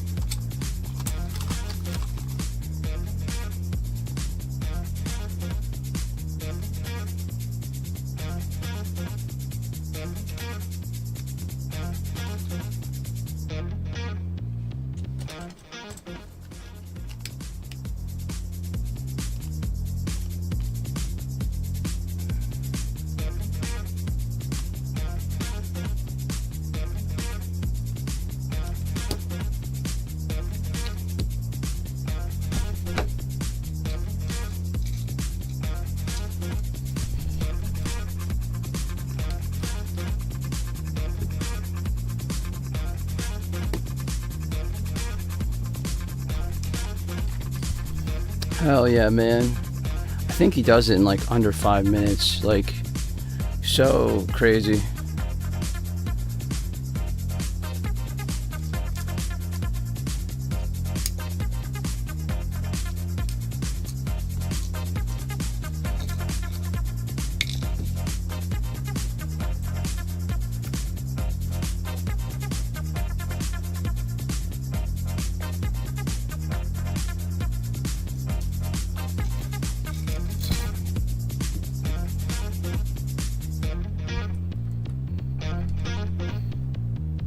Hey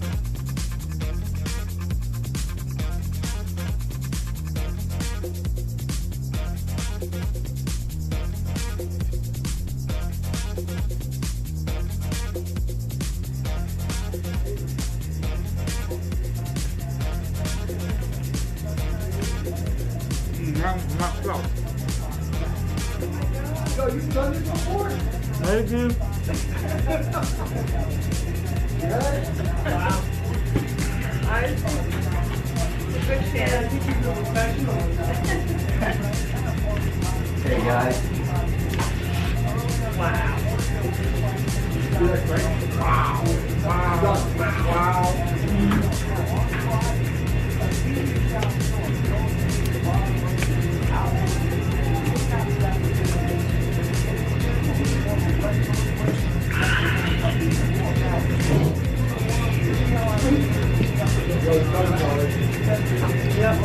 Wow. Bravo, man. Wow. Way to go, buddy. Yeah, Wayne. Go, big boy, go. Wayne Wonder. Go. Hell yeah. What do you got on the clock? 5:52 after I swallowed everything. Amazing. Oh, 5:52. Wow. Hell yeah, man. 5:52? 5:52, ladies and gentlemen, you have it. Yeah. I think the current record holder is Yeah. Wayne. Woo. Good job. All right. Good job. So this is the first time I got the first win on a challenge, which is really cool. Wow. Pardon me. Now I gotta get an F. Excuse me. Pardon me. Sorry, guys. I feel good. But that pizza was awesome. Very easy to eat. 5 minutes and 56 A seconds. little meat on my pants, sorry. Very good pizza. I can go for dessert. But thank you to Aunt Mia's Pizza for the awesome challenge. Thank you to Sean for coming out. Happy belated birthday again, bro. Thank you, Wayne. Thanks a lot. I think that was fun. I haven't done a food challenge in a restaurant in, I don't know, it's always in my kitchen. He's the West Hell yeah, dude. today. But yeah, thanks guys for watching. On to the next one. Deuces. Deuces. Yo, can I eat it? He used to like do this trick with his dog Weston, Yeah. like where he would like command him to eat the Thank snack you like off guys of to the his staff at Aunt Mia's his Pizza. You guys are awesome. his snoot. Oh, well, there's one more. There we go. There we go. Thank you guys for being so awesome. Really great pizza. Appreciate it, guys.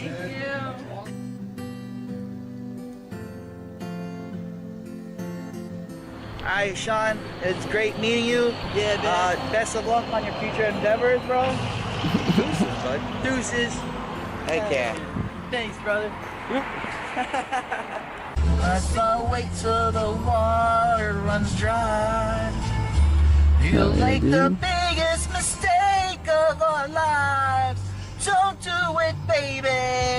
Ooh, this is how we do it. It's Friday night. As I walk through the valley of the shadow of death, insane and most our life, we'll be living gangsters' paradise. Love of mine, someday you will die. I'll be roast behind. Follow you into the dark. Have no one to slide you when your soul embarks. I'll follow you into the dark. I'll follow you into the dark. Oh hell yeah, dude! That was so crazy, man. Man, that was epic, bro. Be up on this wall when I grow up. But not now. Damn, bro. Hell yeah. Alright guys, today I am in Spring Hill, Florida with my good buddy Nate Pickle Roa. I think he hates pickles. We are taking on not 2, not 4. Wait, 4 feet. It's 4 feet. Okay, 4 feet of Philly cheesesteak that's only been completed by 2 teams. Randy. Yo, man. Thanks for stopping in, bro. Hell yeah, man. No doubt, no doubt. There's a bunch of failures. Peace, and brother. Nate, is this the longest thing you've ever put in your mouth? No comment. Oh, yes. Me too, Nate. I'm nervous, but I've got an excellent teammate. So let's get in there and eat some cheesesteak. It's so wild, dude.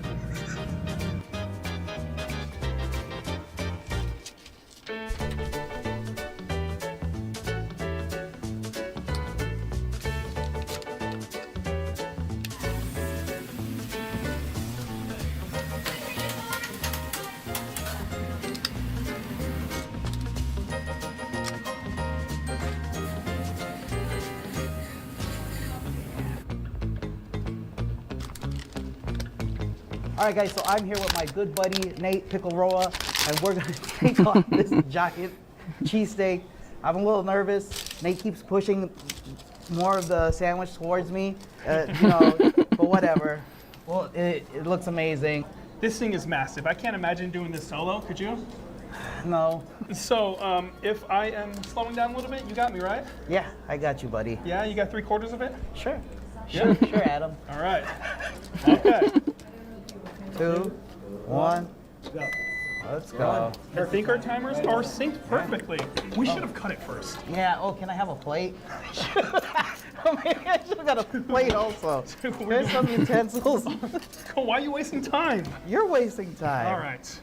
Let me just... Yeah, I'll let you cut it. Let me just cut like from here and then you got the rest, right? Okay, no problem. Just kidding. Okay. All right, that looks like half. What do you guys think? Is that half, or is Nate giving me more? He's right on. Yeah, we got the approval from Richie himself. All right, I'm digging in. All right, go ahead. Oh. Whoa. Oh my gosh. Is it that good? Try for yourself. All right. First Wow. bite. Phenomenal. I can see why this place is so busy. The entire time, Yeah. people setting up, people coming in and out the door the entire time. Alright guys, so at Richie's Cheesesteak in Spring Hill, Florida, there are 3 food challenge options. You can do the solo, which is a 2-foot challenge. It pays out $100 with merchandise. The duo challenge, which is a 4-foot challenge. That's what me and Nate are doing. It pays out $200 with merchandise. And then there's a 3-man challenge, which is 6 feet of cheesesteak and pays out $300 and merchandise. And you've got 1 full hour to complete it for each of the challenges. Let's go. I asked for a little brown gravy on the side. Oh yeah, we got gravy. Yeah. What is your strategy? Just eat? Just eat, buddy. Yeah. There's no real strategy for this one. Sometimes Randy always says win before you begin. Like, you're just eating, buddy. Quit hating on my boss. That's my boss. My boss makes more money than your boss. You're not wrong. So this challenge is very unassuming from Randy and Katina's video. The bread is super thick and there is way more meat in there than you actually realize. I would say me and Nate have almost 10 pounds of cheesesteak each. I didn't even mention Yeah. shakes are part of the challenge. So I went with a strawberry shake. Basic. Yep. And I went with the cookies and cream. I was thinking of that one, and he stole my idea. Oh, that is a great shake. That's thick. You know, my favorite shake is a strawberry shake. So we have similar taste. Yes, sir. Love for strawberry shake, love for cheesesteak, and love for pickles. No. I had to cut so much stuff from the last episode we shot. Because you're a maniac. Stop it. Did you guys eat today? No. No, we have not. This is my first meal. I had some little dumplings this morning. So the gentleman who asked us if we had anything to eat for breakfast was Richie of Richie's Cheesesteaks. Now, when we got to the restaurant around 3 p.m., there had been non-stop customers coming in and out. That's a sign of a very good restaurant. And after biting into the food, it 100% slapped, or should I say is bussin', as the kids would say nowadays, just to help the older crowd like me who had to Google today's slang. Ooh, this bread is gonna be the death of me. This is a big boy. Ooh. What is that, a baguette? Too thick. Oh, this is thick. Yeah, see. What does Randy say? Double C thick? I don't know. That's what she said. Well, at least someone gets my sense of humor. But just like I said earlier, guys, about the bread being thick, I'm glad Nate did that, because now it really showcases just how thick that bread is. His partner is Wayne. What's your last name, Wayne? Introduce yourself. Jalapeno? Jalapeno, something like that. Yeah. Someone knows. That's my nickname, Wayne Jalapeno. Richie was live streaming, and some people actually recognized me. Because Randy always calls me Wayne Jalapeno. Your other winner up there. And the reason for that is I had the Guinness World Record for Carolina Reapers, which was once the hottest pepper in the world. And I ate 21 of them in 1 minute. And then I almost died. You did? I have the title at home. The black, yeah. Dude, that must have hurt so fucking bad. How did I not know that? I know you were a chili head, but I didn't know you did that. Because you're a bad friend. I'm sorry. I am just kidding, Nate. If anything, I'm the bad friend, and if anyone is lucky enough to be friends with Nate, you've hit the jackpot, honestly. So the two previous team winners were both male-female teams. So I should put on a wig right now. I don't know what goes through my head sometimes that gives me these ideas, but it sure makes for a funny video. Anyways, the only two winners for this duo challenge were both male-female teams, one of which was Randy and Katina. Okay, I'm done with the first quarter of my half. I'm just eating. Oh, I think I'm doing well. Okay, we need a little bit of flavor break on this thing right here. That gravy is coming in clutch though. It tastes really good. For me, this strawberry shake is coming in clutch. I might ask for another one. Now, although the cheesesteak started off absolutely amazing in taste, the flavor fatigue is definitely starting to kick in. Sodium hits hard and so does cheese. Now, the gravy itself is delicious, but for me, I actually stopped using it because it was just too much extra sodium for me. So for me, the shake gives it a nice sweetness that cuts that sodium for me. But Nate's loving that gravy, so it's all his. Alright guys, this is delicious, but as always, sodium kicks in, makes it a lot harder. So while Nate uses an excessive amount of water, this is all I've used as liquid for this, and some. But I think I'm just gonna use a shake. You're not gonna use no water whatsoever? No, I can shake it the whole way. Show me your ways. You need a coach? Nate for sure is a capacity beast and has me beat, but I am a champ at throat stuffing. So while Nate has used almost an entire pitcher of water, I have used less than 1/3 of the shake. But it also means Nate is eating at a faster pace than me. But with a challenge this big, I'm not risking the extra fluids. I'm like a tortoise. Slow and steady wins the race. We're just enjoying cheesecake. We're just enjoying cheesesteak. He keeps saying cake, and it's been bothering me. I've done that many times. It bothers me, okay? I'm like, chill out, Nate. We're not up to dessert yet. All right, Wayne, how you doing? I'm hanging in there, partner. I think I'm just gonna eat all the meat first now. So whenever I have a high sodium challenge, I want to end on a flavor that's bland, so french fries or bread is perfect. Because when you just try to put meat down your throat all day, it's just tiring, you know? It just makes it harder to swallow. I want it pickled way. Good cut. So Backstreet Boys was playing in the background, and I had to throw in a pickle. Ricky, can I get a Sprite? Ah, shoot. Thank you. Anything else you need? Maybe another strawberry milkshake? Yeah. Videos don't do this justice. It's a lot bigger in person. Yeah, and I get called out on the internet constantly. Oh, it's skimpy, there's not enough meat in it. Who said there wasn't enough meat on it? Oh, plenty. Plenty of meat on this. Trust me. They have no idea what they're talking about because there is a lot of meat on this. So Richie was telling me and Nate how a lot of people on the internet, when they see this challenge, they say there's no meat in it and there's just bread.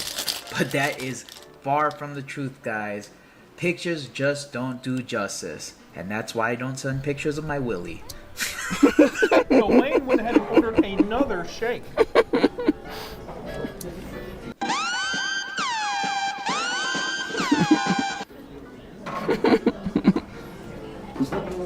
At this point of the challenge, guys, the flavor fatigue for me is at its max, but I've got a sweet backup with the shake and a Sprite. We have plenty of time. We're 32 minutes and 42 seconds in now. So I have all the confidence that we're gonna smash this. What was that? Do you want me to, you want to cut that in half? No. You sure? No, I'm good. I was messing with you. 30 minutes in, you think you got it? At Giuseppe's, that challenge, the bread was very crispy, so my mouth was all jacked up from that. And then try to eat a big loaf of bread, that makes it a little difficult. At least for me, it does right now. Wah, wah, wah, wah, wah. Wah, wah.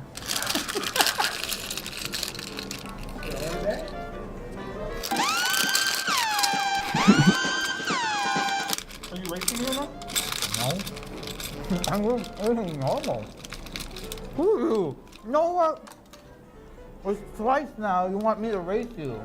You want to race? No, I'll race you. No way. No. Alright guys, this was definitely a tough one, but I couldn't have asked for a better partner. Big thanks to Richie and his staff, great food, and great people.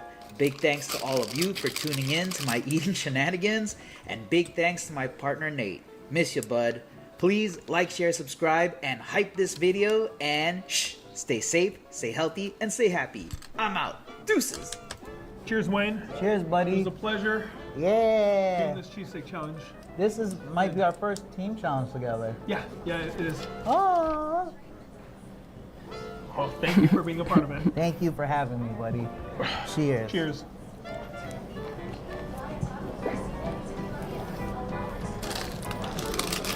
When did your timer stop? Oh. Time stops in We're done already. 42 minutes and 33 seconds. I just wanted an official. Oh, okay. Okay. How do you feel? Feel pretty good. Yeah? Yeah. I'm gonna definitely finish up this shake. Ooh, Oh, yeah, you got a whole entire shake. This was delicious, but it was just very thick. All right, so for beating the challenge, okay. All right, so All right, for beating the challenge, we've got 2 sweet hats. We're getting 2 sweet t-shirts sent to us in the mail, and we are getting 200 smackaroos and a refund. Thank you so much, Richie. Thank you, Richie. No, thank you, man. It's It's great. a pleasure. Yeah, this is one of the places I wanted to hit. I actually work with Andy. Really? Yeah, I'm his, Also, bonus prize. oh my gosh. Oh, sorry. I'm gonna, I don't know if you're being serious right now. How do you know I hate pickles? No, it's not bad. Did you set that up?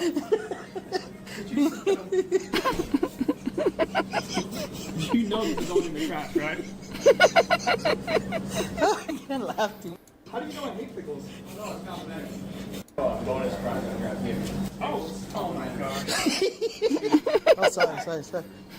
I'm gonna, I don't know if you're being serious right now. How do you know I hate pickles? No, it's not bad. you set that up? Did you set that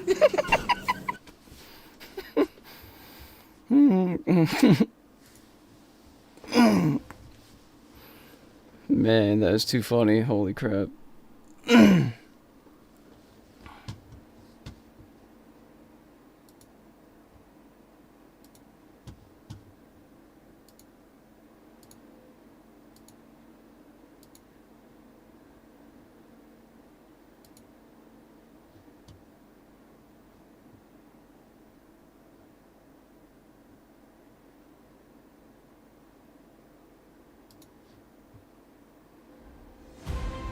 Watch hit movies and TV shows on YouTube. Someone other than us is time traveling. Get Hallmark Plus. I'm very surprised that I am making this video right now. And no, it's not because it's a pirate video. I'm not going for the sarcasm route here. Pirate Software's crew, more specifically his first mate, that being Kronos, his head moderator, and the rest of his mod team have either been fired or jumped ship. And in doing a bit of research, there has been some very interesting details that have come out surrounding this mass exodus slash firing that has just gone down. Like Pirate apparently calling Kronos a parasite, as well as the rest of the moderation team seemingly starting to jump onto the Pirate Software hate train. We had some sleeper cells from Quaker Nation infiltrate the very public Discord that Kronos has himself, where he hopped into a voice call alongside a lot of the other mods who seemed to just be chatting, and it seems that they were having some conversations in regard to their tenure working for Pirate Software, and I would say the negative aspects of that, which are going to become very apparent. And I thought to myself, well, given the severity of what is going down here with a lot of the Pirate Software community, you know, leaving the community leaders, well, I guess to me it just feels like the Pirate Software ship is finally sinking. So I figured now would probably be the best time to bring back the limited time doubling down merch. Quick change, Quinthio here. That is right. We are bringing them back mainly because I just want to get another one because it's really fucking comfy. It's not called doubling down. If you're right on the front, beautiful. Switch it over to the back, the beautiful decal. For those that will scream, he's doubling down. Yes, I damn well am. This has genuinely gone through over 100 washes at this point. I'm blown away that it is still stuck together. So hey, if you wanna get yours, check out the shop, which you can find at quinthio.printify.me. That is right. I will leave a link in the pinned comment down below for you guys to check out the super sick swag. And not only that, but we have the brand new Quaker Nation, established 2023, the Drama Frog Go Milk Yourself mugs. So if you want to sip coffee while you're checking out the news, or I don't know, Red Bull. I like Red Bull. You can do it with this sick cup. Now, if you've been keeping up with any of the recent drama surrounding I'm Fetus getting his Twitch ban, things like that, this may come as a bit of a shock because Kronos was interacting during that time and communicating with the different parties, including I'm Fetus. Now, this got brought to my attention through my Discord, as we have a couple of threads for, you know, drama discussion. Speaking of, hey, check pinned comment. Might have the Discord link if you're 18 and up, like to play video games, chat drama. But you can see here it says no longer engaged on Pirate Software work or associated with him. Contact him directly or go to his Discord server. Now that is not worded, I would say, in a very positive way. But of course, that could just be how I'm perceiving this. Let's just kind of go into more of the details. Now, just one more tiny prerequisite. The only person that I'm going to be like showing their Discord name and stuff is going to be Kronos. But for the sake of just like keeping it nice and simple, I am going to have blacked out all the other names. Now, I have reached out to 2 other separate mods to see if they were willing to comment. I'll also include screenshots of those. They were not interested in having a conversation. I don't necessarily blame them, but wanted to show you guys that I made some sort of effort to reach out to them. After those 2 responses, I figured, okay, I think I know how they're all going to be. And I even shot a whisper to Kronos, but of course he did not reply. And he's got me blocked on every other platform. So this is kind of like the first evidence to show you guys, to show what I'm talking about here. This is Kronos in a VC call, as screenshotted here, with a few other mods, as well as I think a few ex-members of Pirate's Discord. And there's a bit of chatting here. You know, it just kind of seems like, you know, Kronos is speaking out loud and the rest of them are pretty much just like, you know, chatting by typing in the VC chat. Now, again, I don't have concrete proof that they're always talking about Pirate, but using context clues, I think it's easy to kind of understand sometimes when they're for sure probably talking about him. In this case here, right behind me, somebody here says, just anything that might be used against him or proved him wrong gets nuked. The fuck? Now, from what I understand, most of these messages come from around this the same VC over the course of a couple of hours in that evening. And I'll just be reading through the main points, but feel free to pause and read the additional stuff at your own pace, whatever. But the top one here to start. So what is this nuke that's dropped that I've apparently missed? It sounds mad. And someone replied to them down here. Thor accused Kronos of being a parasite and removed his mod access to Discord / Twitch / etc. That is where I'm getting this, he was called a parasite thing, and it seems like shortly after that he ends up putting in his 2 weeks. I say that because in this other screenshot here we can see this gonna prepare the catapult. Right after that, the prepare the catapult. K, I'm assuming Kronos already gave notice, don't stress. They also follow up, and now this kind of seems to get into them, airing their grievances with Pirate, saying, common, all the collab and raids you did to all different people, versus Thor on a loop only raiding the ferrets does say a lot, seemingly talking about him being selfish. Another previous mod saying just waiting for PS stream and general chat to realize it. I'm assuming realize that all of the mods have disappeared. Someone else saying same here for Block Game. I actually have a really funny clip in regard to that. Not exactly the same, but very similar. Now, Block Game was this like Minecraft thing that Pirate Software was working on with one of the mods here as like the lead kind of Java developer for it, which they ended up stepping down because Pirate wanted it all to be converted over to Hightail, which was a huge job to do, and the mod was like, I'm not capable of doing this at this time. But Block Game wasn't receiving updates, and apparently it had been down for 4 days and nobody noticed until Thor got a text-to-speech in his stream chat literally today or yesterday as the time that you're watching this. And here's that clip. Block Game is down. It's been down for like 4 days and no one said a word. I'll go put it back up. I was trying to see how long it would take before somebody actually checks. But nobody seemed to care. Oh, you can hear that resentment building. Holy shit. But nobody seemed to care. Now, the following screenshots are not in any particular order, maybe just because I think that's going to be a better viewing experience for you guys, but truly this is just kind of a highlight reel of some of the stuff that they were saying. This one right here, people are saying hi to each other, and then I think they're, again, talking directly to Kronos here while he's in call. I think you were a shield for a lot of BS. And then a bunch of people saying, I canceled mine from renewing. Mine will expire soon. Will end in June. I believe they're talking about their subscriptions to Pirate. Following up in this one, it's kind of clear that the other moderators really were not a fan of Pirate Software. Probably not even Kronos himself towards the end. Someone said here, there's a reason why I wanted this community to be good for you and for all the mods to be chill and be safe from him. Someone said, well, you did lure in people with someone's name. You're a warmer person. He and the community were begging you to stream. And then someone else saying, you are the reason why he didn't lose mods and other streamers quicker. Now, this could be Kronos. It could be also they were chatting amongst each other, a different mod in this chat here. But still, like, making a point like you're the reason why he didn't lose mods and other streamers quicker is crazy. And I do want to jump in and just make it clear, I'm not doing this to be like, aha, I told you so or anything. I'm actually really surprised that the full mod team has dropped. It really seemed like these people were ride or dies.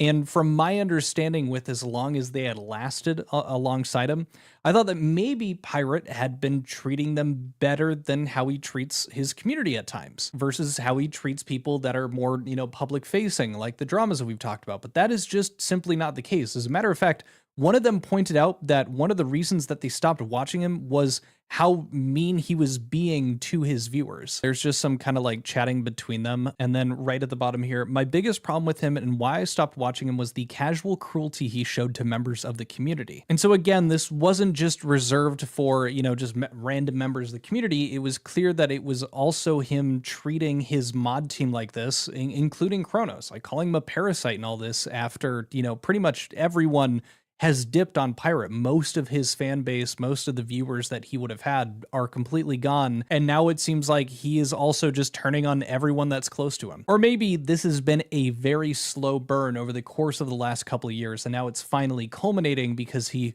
probably can't pay them. Or at the very least, he can't pay most of the mod team It's that he originally finished. had when he was talking about, paying for their dental and having them have insurance and full paid, full-time jobs. Another interaction here.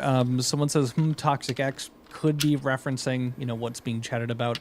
But someone says, or he does some BS to community when you had mental health day like AP stuff in December. Basically fucks with your days off. Now, this could just be them, you know, like, oh yeah, and then when shit hit the fan, like when you had to be out, something was going on. And down here, sorry, you have a reasonable take on stuff, Kronos. Clearly, it's a problem. I almost want to believe that that has to do with the fact that I was, you know, giving him a bit of praise here recently with the I'm Fetus stuff. It sounded like he was pointing out the fact that there were a few, you know, pirate fans that were also, you know, being a little too intense, thinking that, you know, Fetus was directly targeting Pirate in some malicious way when he was doing the parody shit. I'm truly just speculating there. I have nothing to back it, but that's, you know, the best thing that I could come up with. It realistically is one of hundreds of other issues that they probably ran into, and it just happens to line up with also what happened recently. Next one up, this one comes along with a clip to show you guys, but they're chatting back and forth, and somebody sent in a Twitch link here from one of Pirate Software streams, and I'll play the clip here. I wanted to ask, are the mods okay? Did you maybe lose the basement key? Notice they are less around. Just wanted to know. I don't mind if you won't explain. Was just wondering if everything is okay. Happy to be a part of this place. Keep on keeping up. Chat, remember to use bread and watch the noodles. Do you think I should pour some, like, noodles down there? Like, is there like a food that am I supposed to feed them? Now that you've got that context, they follow up here saying, yep, plus did try to make it a joke so we can dodge it in a funny way. Am I supposed to feed them? ... He, at this point, had lost pretty much most of his mod team, if not all of them. Probably did the thing to Kronos. I think that's what led to all of the other mods also kind of dipping. And yeah, they weren't super stoked about it. Following it up, just seems like these people really prefer Kronos over Pirate Software at this point. Someone is, I'm assuming, messaging someone earlier. Kronos is not Pirate Software mod. Another individual says, Kronos, I'm sorry you have a community of people that prefer hanging out with you rather than Thor because you have a much chiller, cooler place with less drama that could have easily been avoided or reduced. So like, as much as it is just a good point, it's like, okay, you know, there's less drama over here, this community. It's interesting that they're making a point that there could have been less drama that was easily avoided or reduced, referencing that Pirate did not handle it well. And then somebody else down here, former mod, he has nobody to blame but himself. He sees enemies and then makes them his enemies. Sounds like, you know, describing how he was turning on, like, his mod team like Kronos. Sees Kronos as an enemy, makes him an enemy, even if that wasn't the case. Following up, though, we have something where it seems like they're chatting about a situation, or Kronos is talking about something that happened to him, and the other people are chatting. Damn, that sucks. Saying, when did that happen? Oh god. Just always shift on mood is never fun to deal with. Doing something based on somebody's mood that day, that must have sucked. I'm sorry you went through that. That's not okay. Yeah, right. He has no empathy. Again, assuming yeah, that who wants to talking deal with about that kind Pirate of shit? Software. And then the last Unreal, screenshot man. that I have to show you guys are them chatting more so, starting with quote-unquote friend. This is the same person chatting in these two that I'm going to read back to back. They say, well, it used to be better than corporate, referring to their job working under Pirate Software. And then they said, that work environment didn't last very long. And then to jump back before that, someone else had said, friends, so long as you're super convenient. Person talking about how the work environment has changed says, Jesus Christ, man, I know, right? Followed up with, that was my problem with everything. He did very little to see things from any other perspective. Now, where have we heard that before? It is to some degree cathartic to see that the mod team was having the same issues, and now it kind of recontextualizes it that, like, yeah, maybe they weren't the biggest fans of the guy, but they were getting paid. Like, they were a part of that community for however long when it was good, so I don't necessarily blame them for noticing these things, being bothered by them, but still sticking around. It's like when you're doing it for a job and the boss is kind of an asshole, you just kind of put up with it. And then down here continuing, someone said same here, and following after that, and it was always this is what I did and why I did it, that's why it's fine. Which I'm pretty sure is exactly what he explained to Dr. K, and how Dr. K responded to that with being, yeah, that makes you sound incredibly, incredibly arrogant. I think sometimes the things that I talk about in regards to those types of things is misconstrued as arrogance or boasting, when in reality, I'm just trying to give context. So that is the problem right there. So I want you to listen to this phrase. Sure. This gets misconstrued as arrogance, but in reality, it's this. Yeah. That is the most arrogant statement on the planet, bro. Like, tell me I'm wrong. Okay. don't see it that way, but all right. Now, as it comes to a close, just the last thing to show you guys, as I am a man of my word, here are the photos from me trying to reach out to some of the mods to see if they were willing to have a comment on it. The most I got out of it was they don't wish to comment, also make better content. So I'm going to try to make the jump cuts feel a bit more natural with this one, out of respect for making a bit more quality content for you guys. And same thing with this bad boy. I gave a bit of information here. No thanks. You could just leave it alone, right? Of all the content to create, you chose this one. Now look, were they kind of being stinky to me? Yeah, but from their point of view, I for sure deserve it. And I'm sure that they wanted to be a bit more nasty to me than they even were. So kudos to them for being as respectful in their disses as they were. At the end of the day, they've been dealing with this drama, and this drama has led to them kind of leaving. I don't know how good they had it with Pirate Software during the glory days of working with him, but I can't imagine that they would be very kind to anybody, including myself or anyone else that has made videos covering the Pirate Software drama. I doubt that they would be happy to be speaking with any of us. I know that I've done my best to be charitable when there is room to be charitable with Pirate or with any of the other content that I cover. That's kind of my whole goal, is to try to remain unbiased, or when I do have an inclination to let you guys know and let you make your own decisions. But I do want to make it clear, in this situation with these mods, don't go after them. Don't call them jerks because they're being mean to me. I really don't blame them. There's a good chance that all these people are swell people. I don't necessarily doubt when they were saying things like, hey, you guys, the reason that mods and other streamers didn't immediately leave the community and that they were slower to leave, these were people that probably kept this community together more than just about anyone else. They can fundamentally disagree about the utility of a channel like mine talking about this stuff. And so again, knowing their side of things, I don't blame them. And it's why I've censored their names, because I don't want these people getting got after because of how, they were chatting about stuff, or, oh, they're hypocrites, or, why were you sticking around when you guys also didn't like this guy? They were doing their jobs. I'm sure it was not nearly as bad as it was at the end as it was at the beginning. But yap over. I hope you enjoyed my coverage of the Pirate Software stuff. Again, this is looking like yet another kind of cycle to the end, unless Pirate does something on his own volition by himself. Hell, maybe it's actually even more possible now that he really doesn't have a moderation team, which, if that does inevitably happen, you damn well know that you will be informed. Check out merch, link in the pinned comment. Hope you enjoyed the video. If you did, leave a thumbs up, perchance a hype, and I will catch you guys in the next video. Adios. Peace. Bye.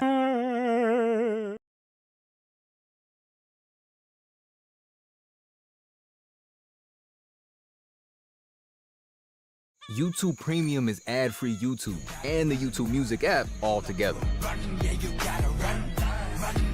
One subscription, 2 apps. Try 1 month free. Everybody's favorite streamer, Thor, aka Pirate Software, apparently his entire mod team quit. Let's get into it. Like, comment, subscribe. Very surprised that I am making this video right now. And no, it's not because it's a pirate video. I'm not going for the sarcasm route here.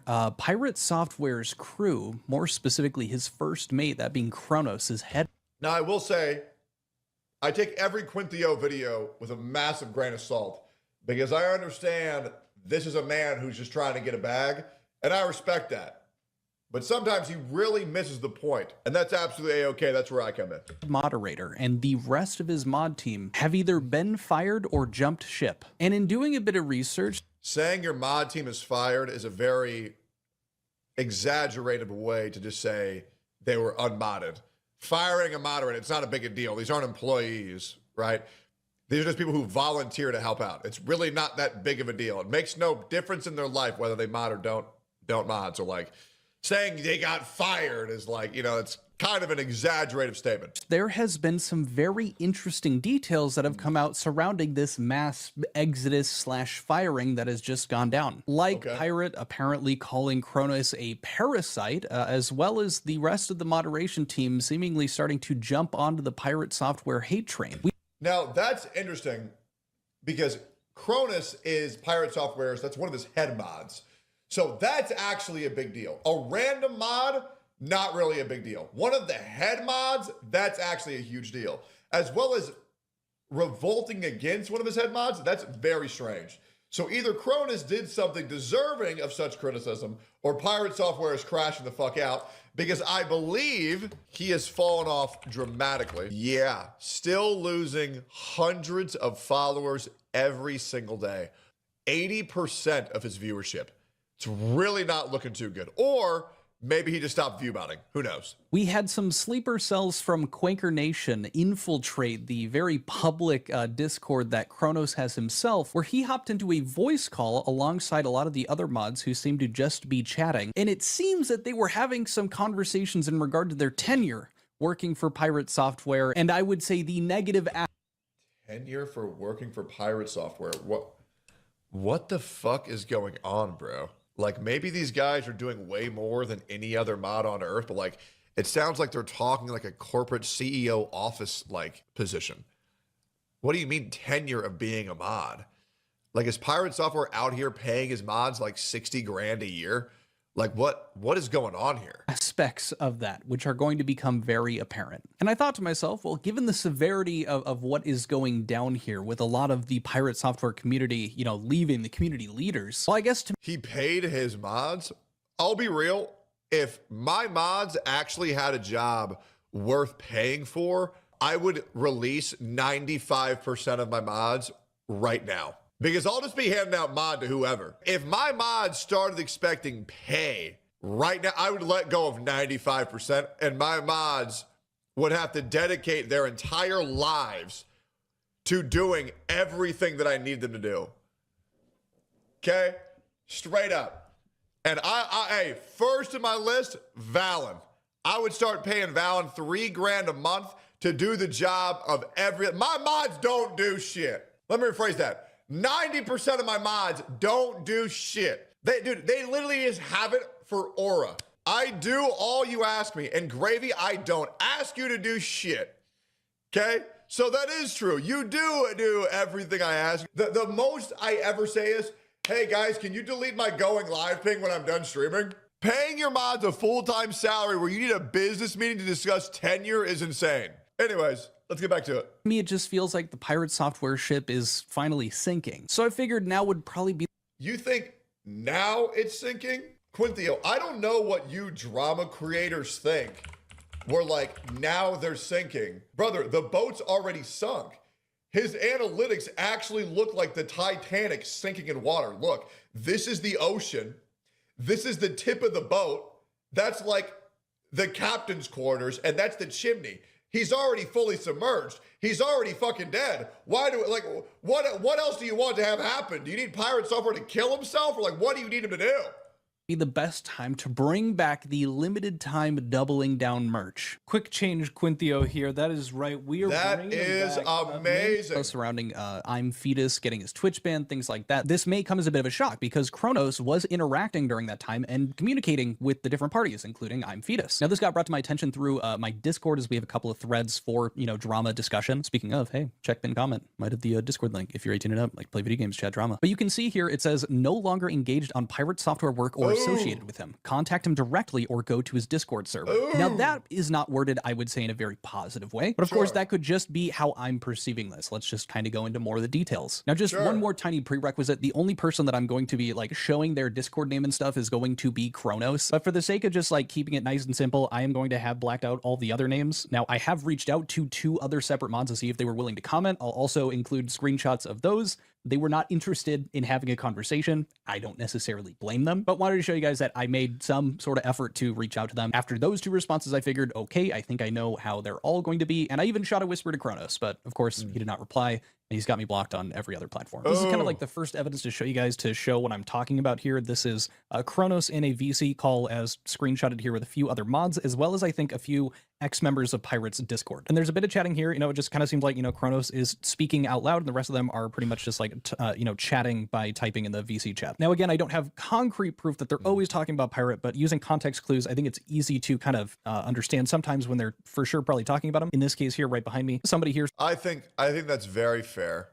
Right. I think using context clues, you're right. Says just anything that might be used against him or proved him wrong gets nuked. The fuck? Now, from what I understand, most of these messages come from around the same VC over the course of a couple of hours in that evening. And I'll just be reading through the main points, but feel free to pause and read the additional stuff at your own pace, whatever. But the top one here to start. So what is this nuke that's dropped that I've apparently missed? It sounds mad. And someone replied to them down here. Thor accused Kronos of being a parasite and removed his mod access to Discord / Twitch / etc. That is... Oh, that is a really interesting look, because that is his head mod. I'm actually very curious what could have happened for Pirate to turn on Kronos.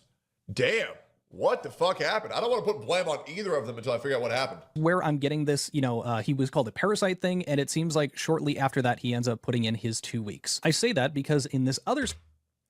Okay, can we stop saying putting in our 2 weeks? There is no 2 weeks for being a moderator. Like, I understand we're the milkman right now, but like 2 weeks, they're a mod. Like, he's acting like he's getting like fired from like, I can't even like a major corporation that he's worked at his entire life.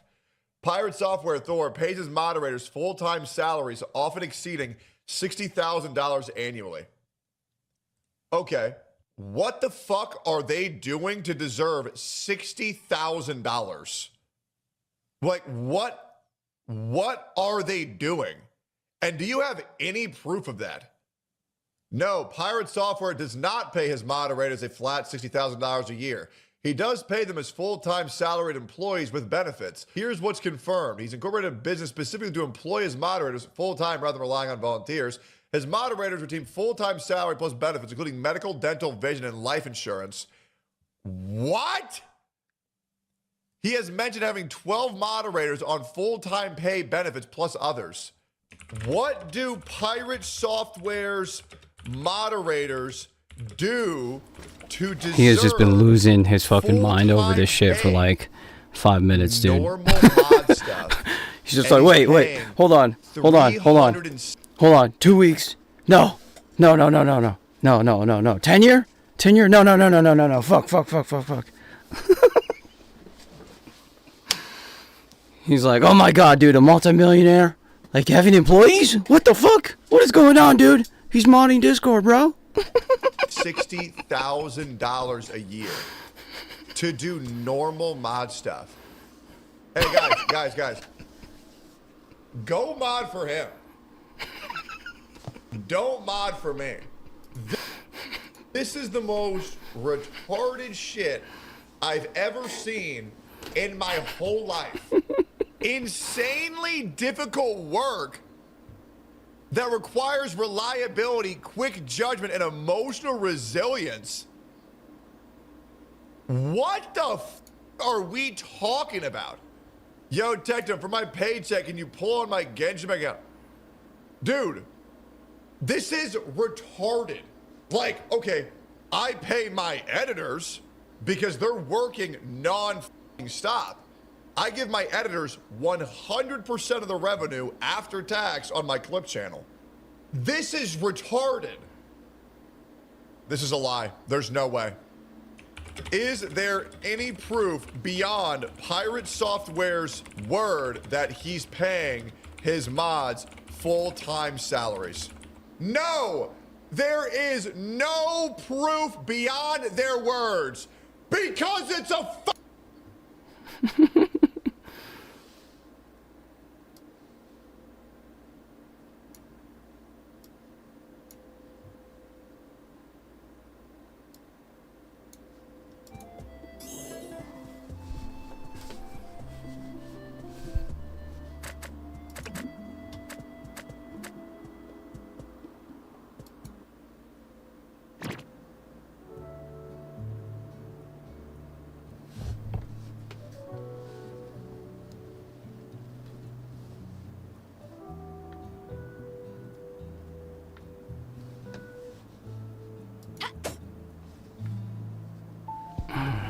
Shit.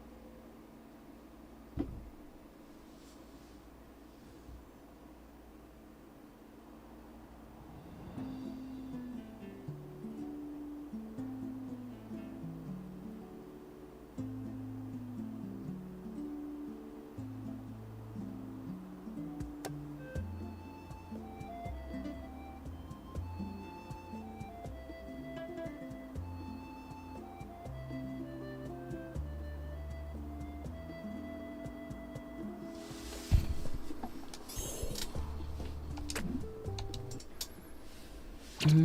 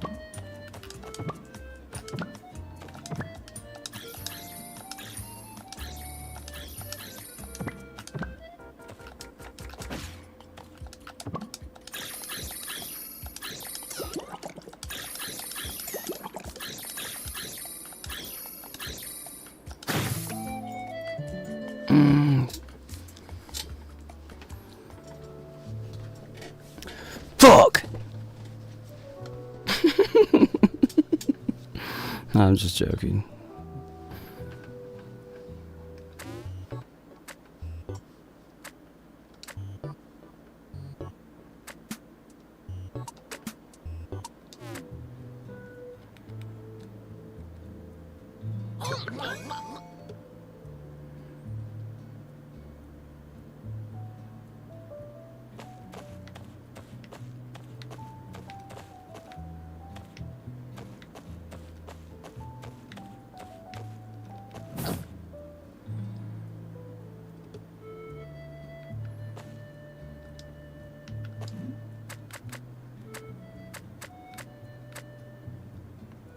wonder if I just go get like all really good ingredients, then like it'll automatically like make it a silver star.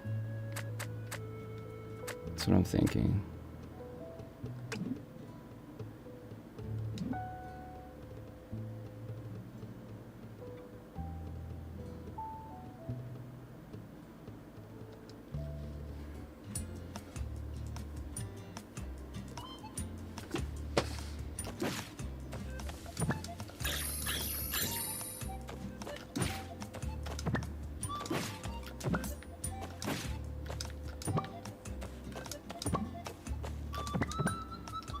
What the fuck?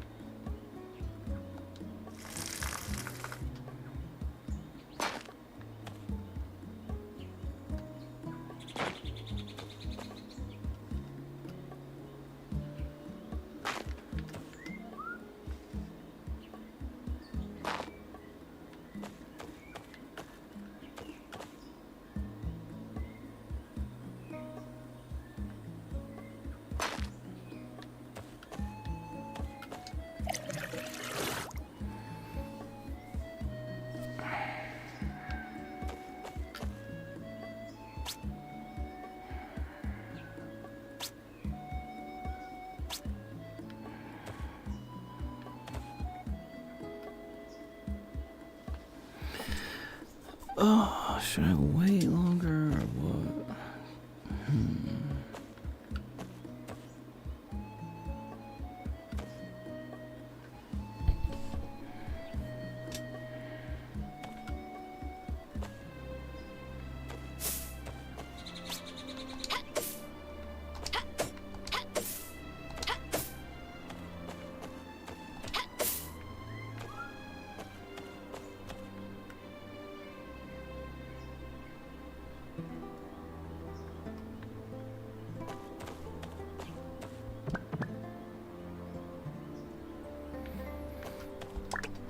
Yuka gold stars, yeah. Where should I put these, dude? God, man.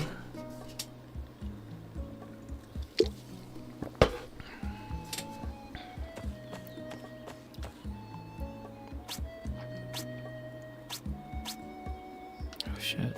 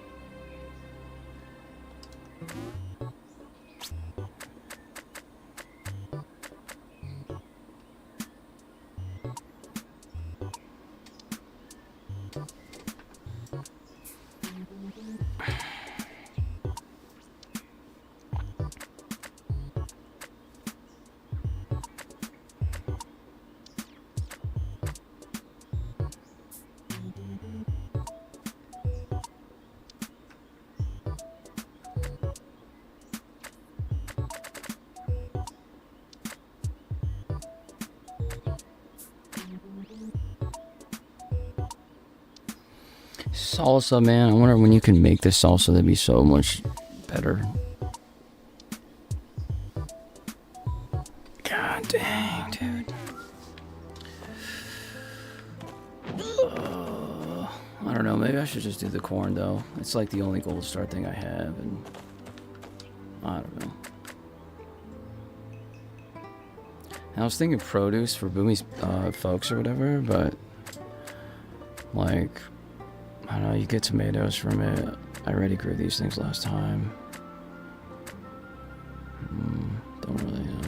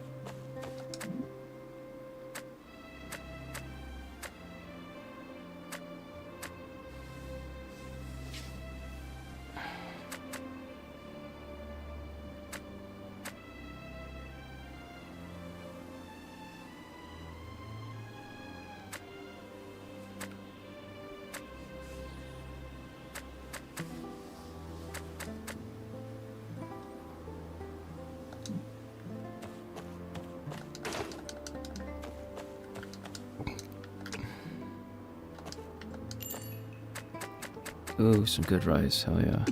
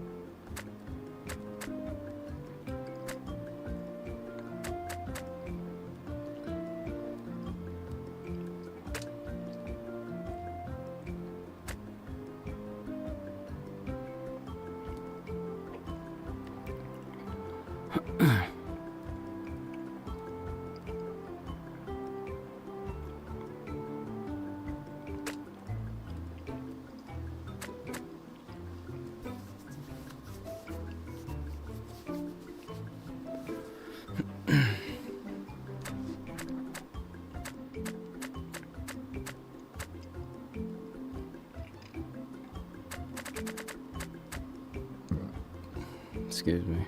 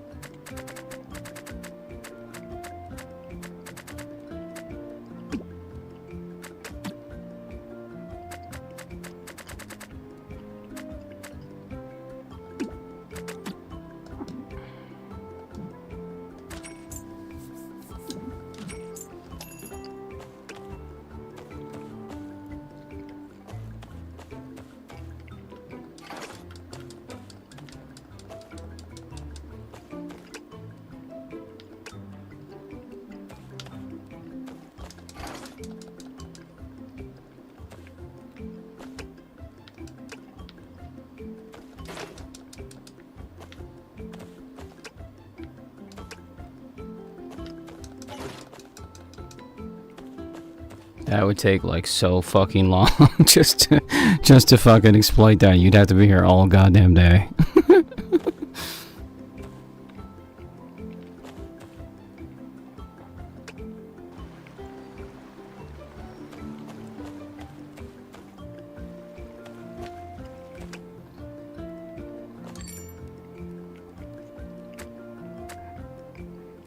I really want to get this.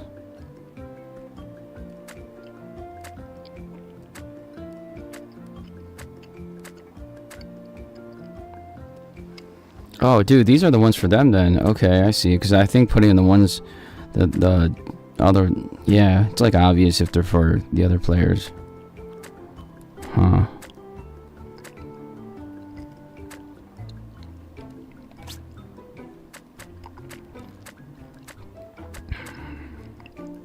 The Void Guard looks fucking sweet. Looks so sick, man.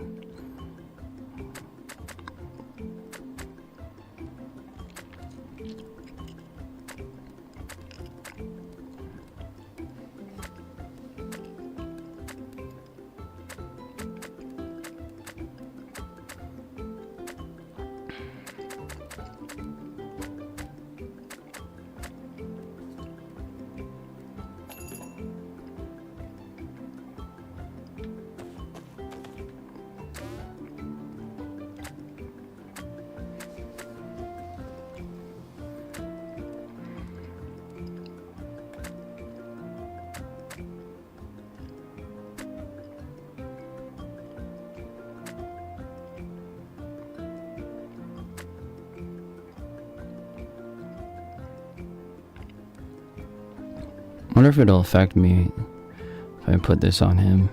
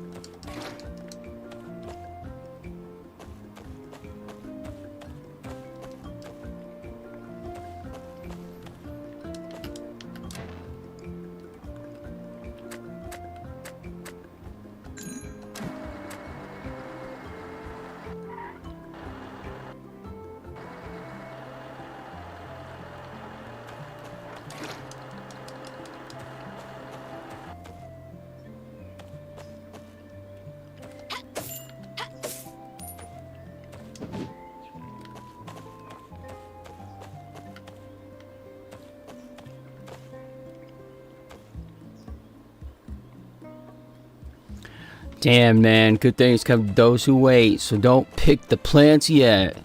Just keep trucking.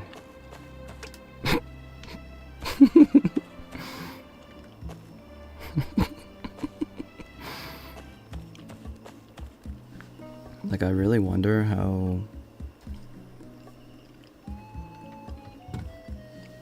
that works.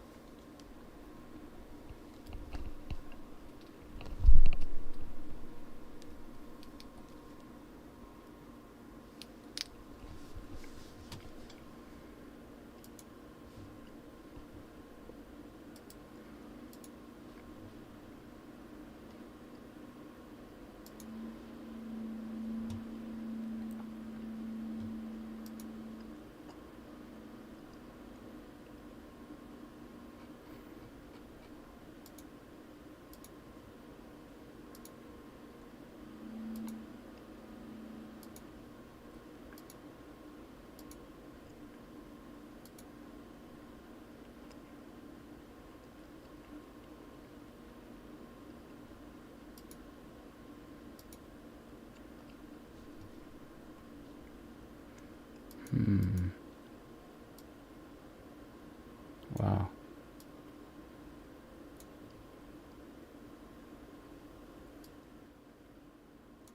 Hmm.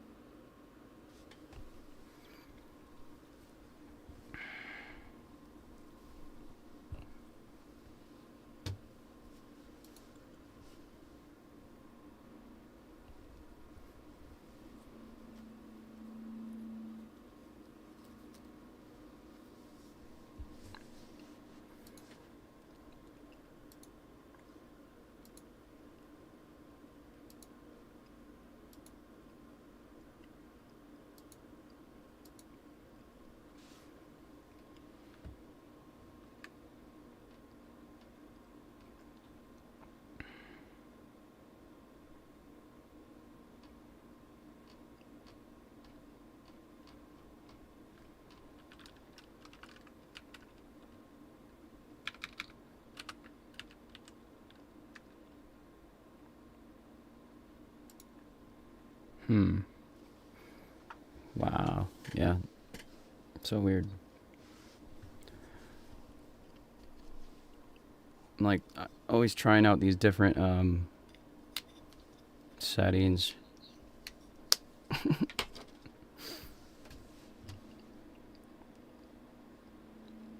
Some of them make such a big difference. It's weird. It's like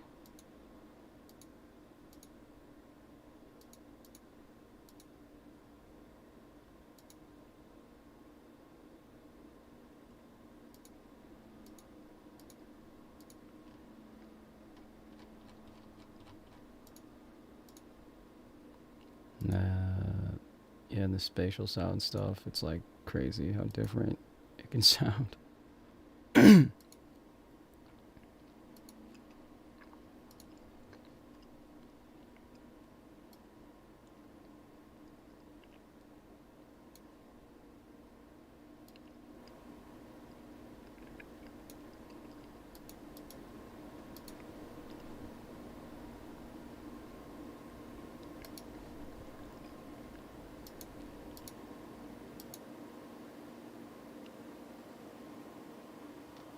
All right, hopefully that helps.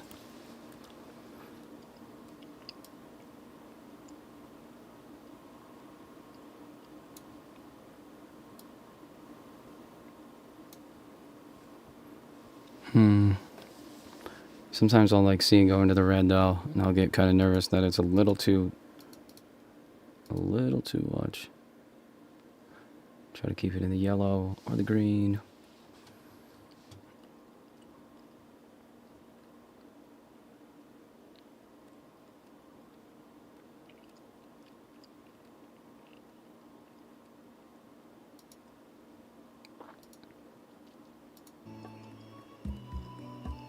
Cool.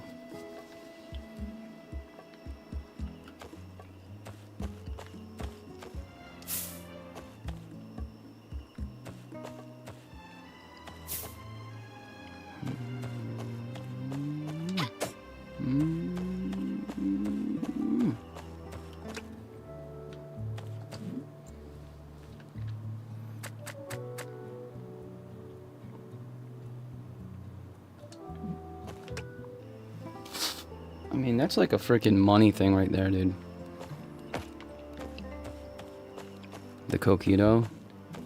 I think I'm saying that right. I'm just gonna grab a coconut.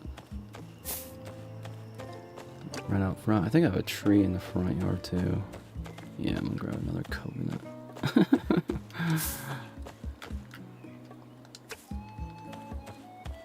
Uno, dos coconuts.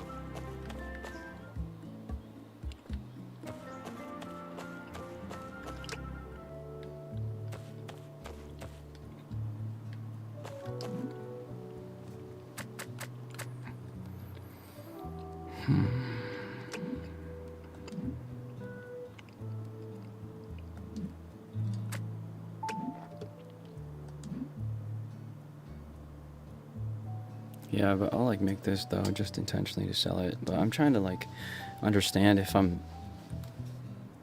it's actually worth it, because I'm like spending so much to get like all the best ingredients, obviously.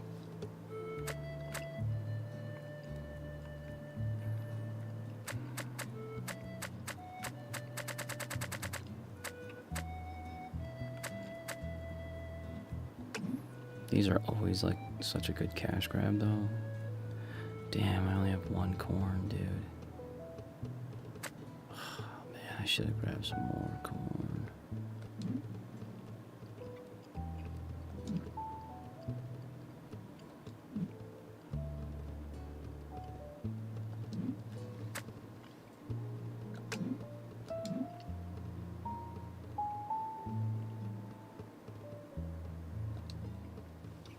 I mean, it can't get better than Gold Star, right?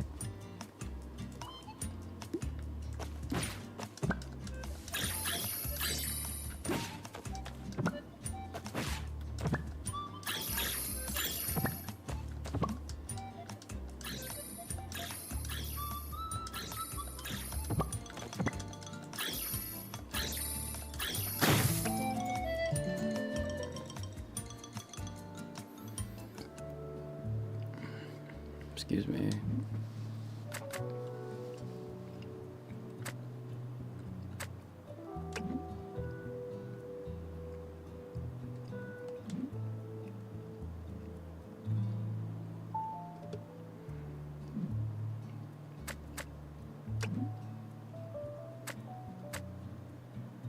So what if I did this, and this?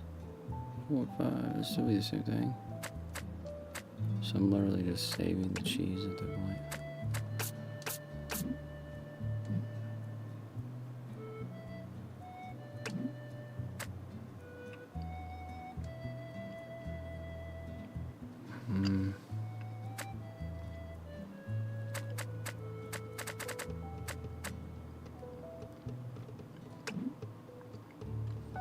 Oh, dude, so all I need to do is get a good carrot and...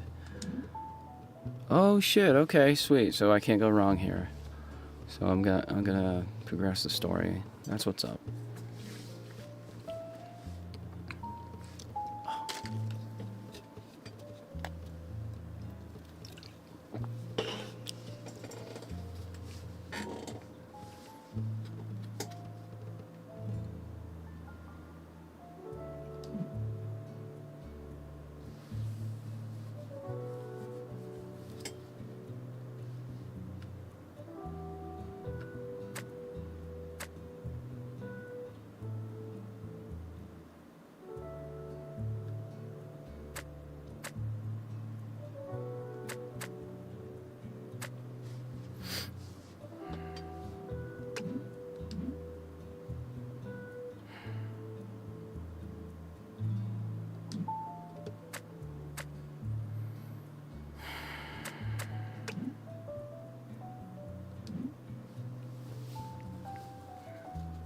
I keep losing this one by mere seconds.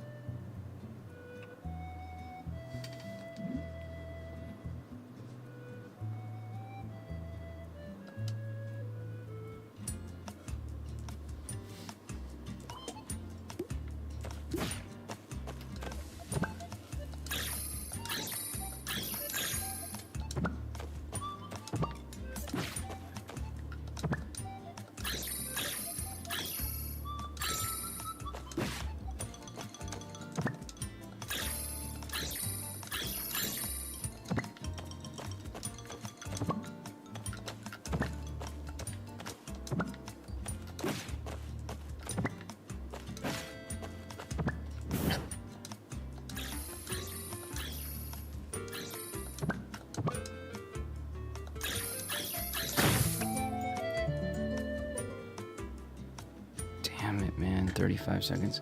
So close. That is like a hard one, though.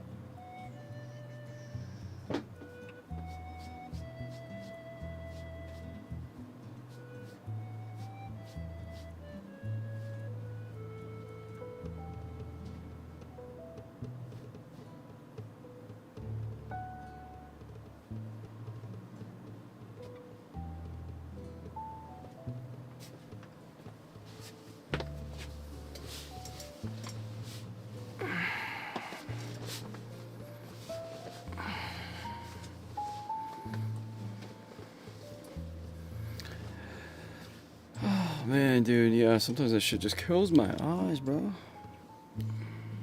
Oh, so...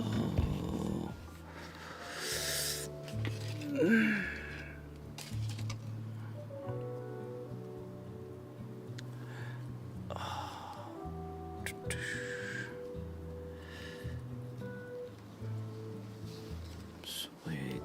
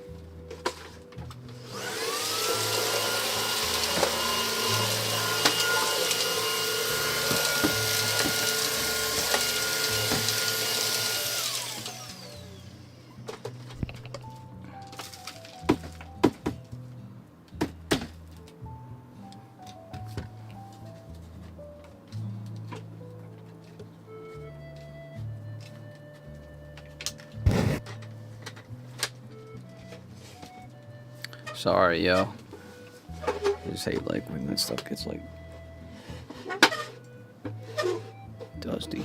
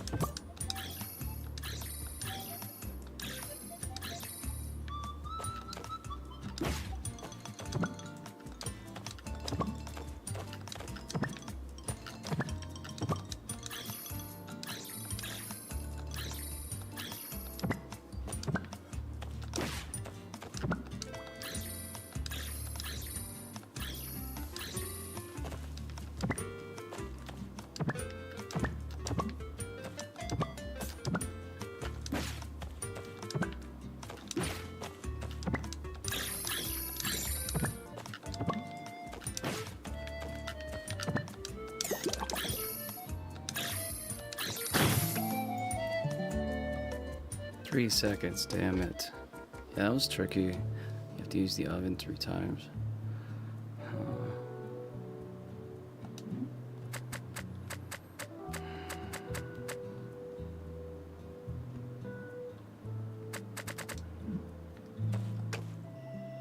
Damn it, I need some corn, dude.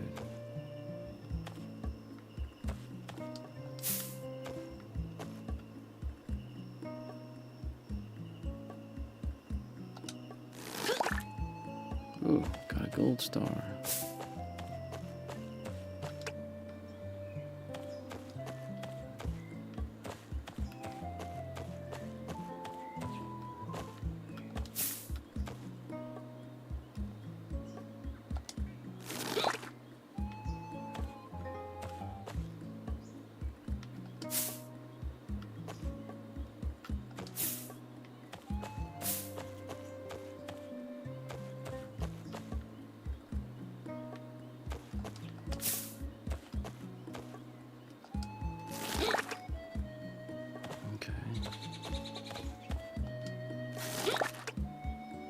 One potato. One? I thought I saw like 2 or 3 there or some shit. Okay.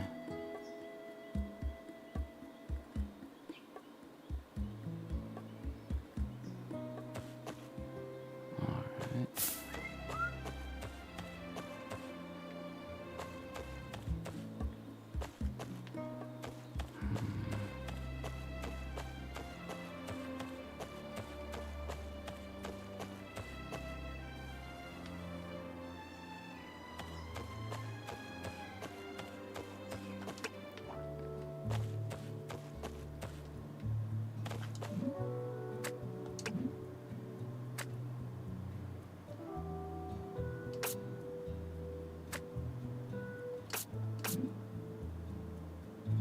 many gold is 2, 3, right?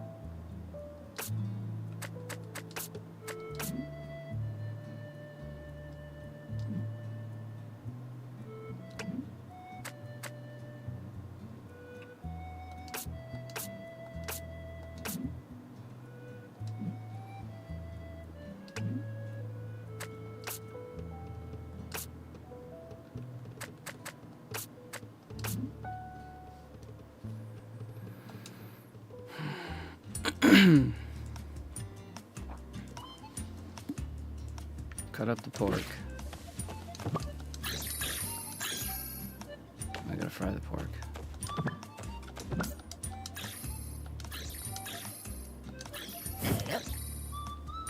Cut up the plantain. Fry the plantain.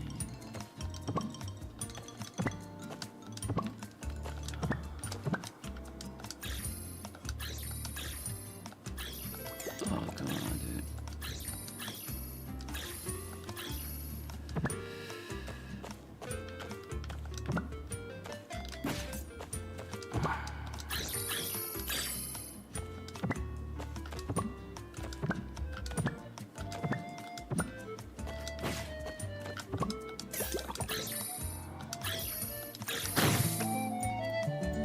Damn it. So close. Oh my god. That was like, what the fuck?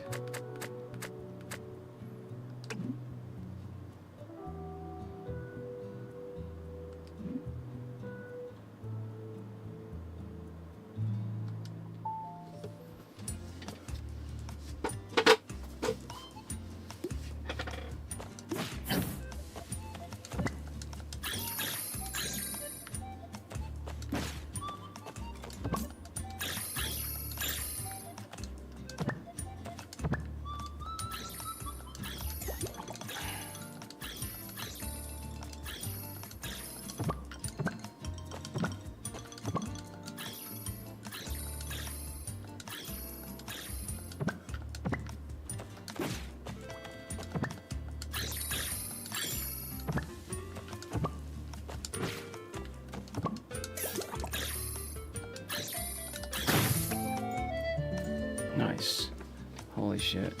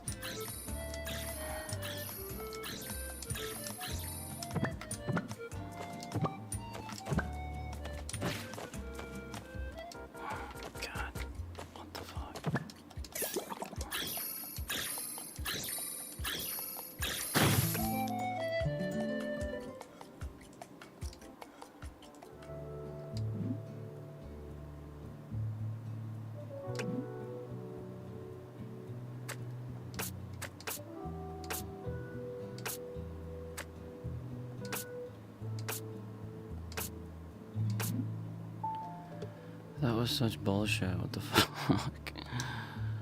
God damn it.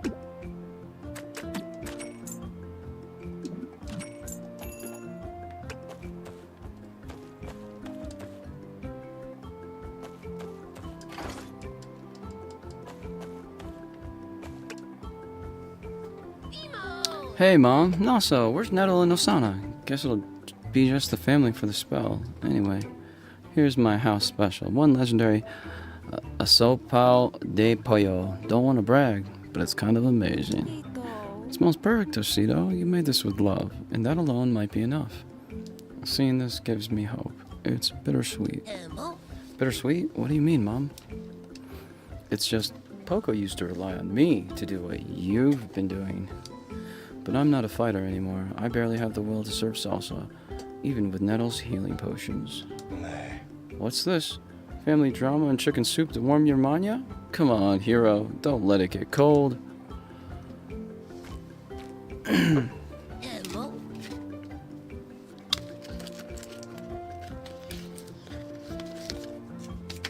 Wait, what are you doing? No one's even gonna taste it. Not even a little sip?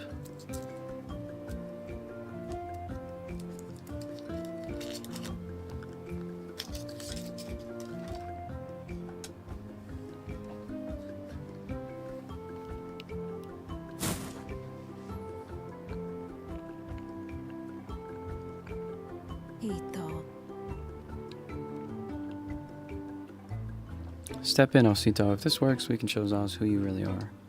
Ito, don't fool yourself. No matter what you look like, the town will still hate you. You owe them nothing. Soup won't fix that. I'm not doing this for Zoz, no, so I'm doing it for Mom, for Pop, for us.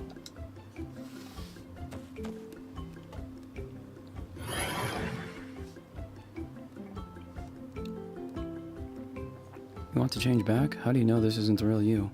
Do you know what kind of Poco you are? Prove it. Oh, damn it.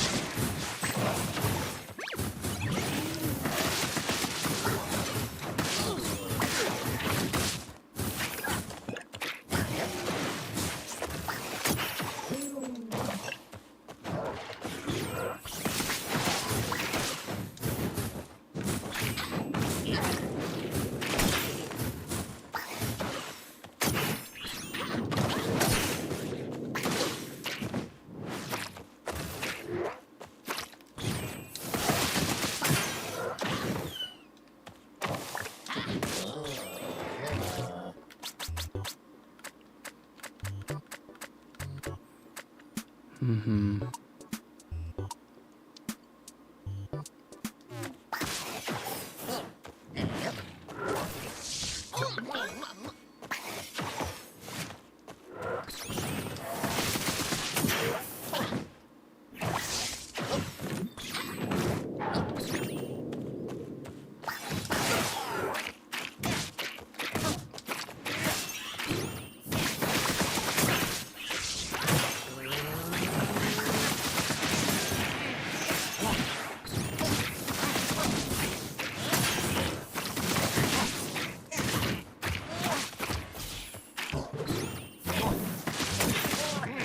Oh no.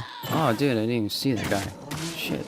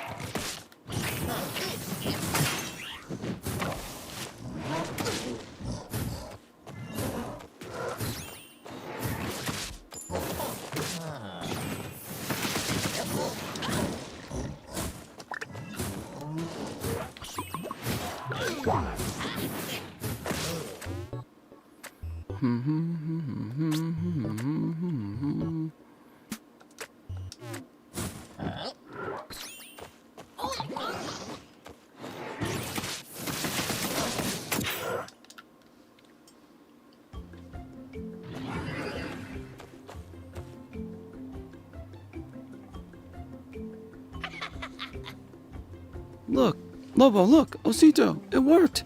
Thank the gods. We finally figured it out. You can return back to us now too, Lobo. Go ahead, my son. Hop in. Still with the Lobo, it's not so. And no, changing how I look won't change who I am. Please, don't you miss the old days? The boy you were, your home, your family? The fake smiles, the lectures? No thanks. This family never accepted me. It was broken before I ever left. I can't live in a home poisoned with secrets. My truths lie in the wilds. You, of all Poco, should know better. Hey, don't talk to Mom like that. What are you trying to get at? Of course you don't know. That letter you got from Konki, I wrote it. They never needed or wanted you back. What? But why? I was working with Yoshi and you dunce, but you were so desperate for validation you didn't even notice. Pathetic. That's it. How about I validate my machete through your neck? No, stop. You two will not fight. I'll spare you all the trouble. I've had enough of this fake family bonding. I'm leaving, and Buddy is coming with me.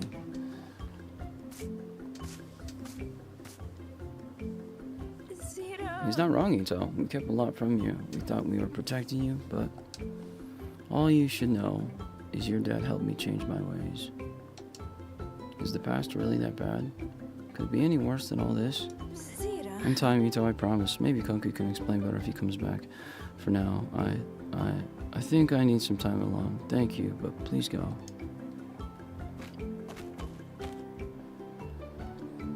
Hmm.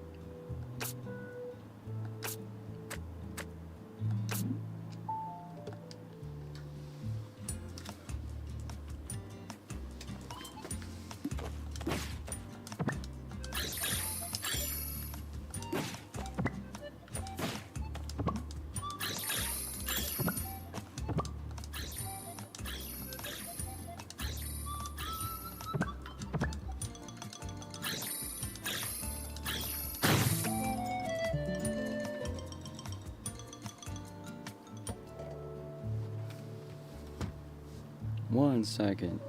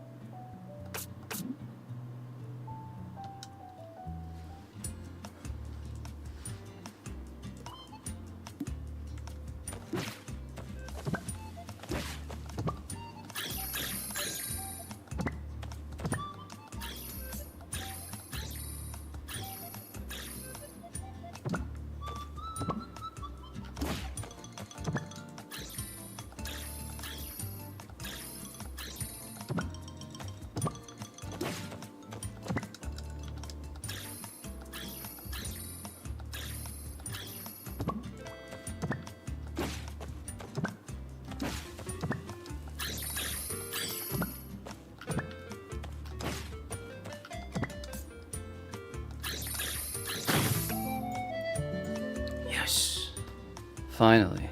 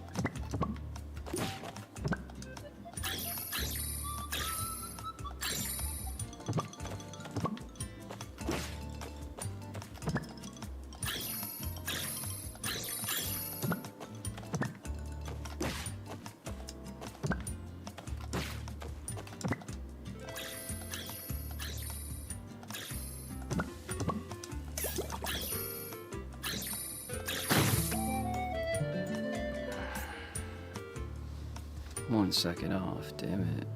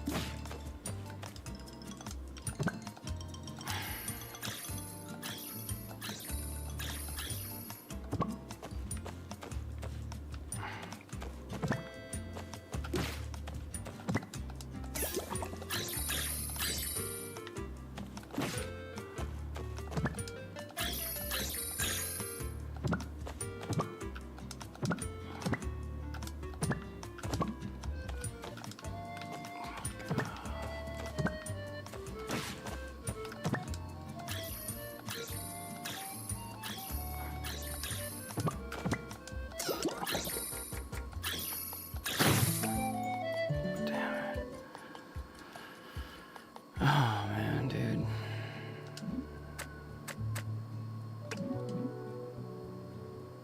Five seconds. Dang it.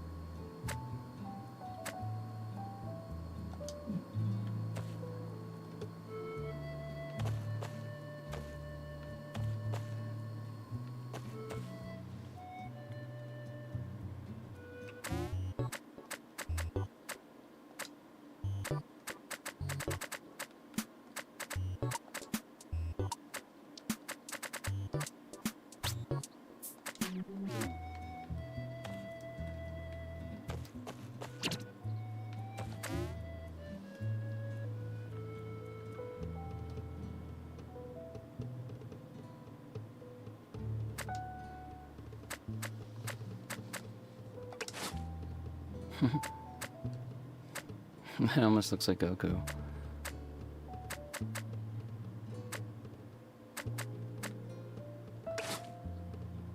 Oh, that's so cool. Damn, that's so awesome.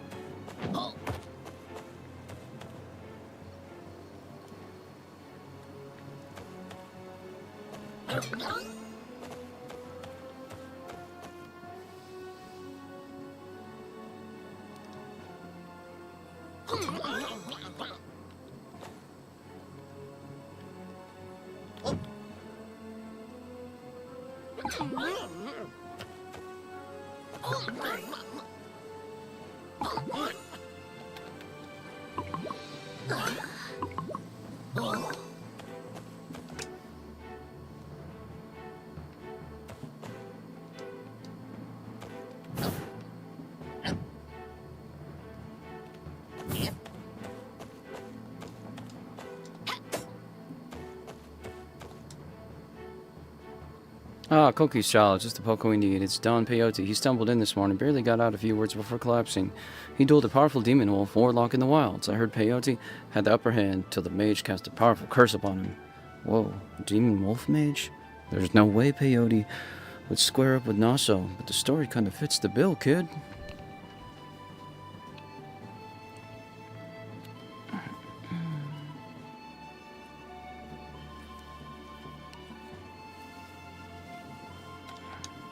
I don't know, Z. If Naso fought Peyote, why would he let him live?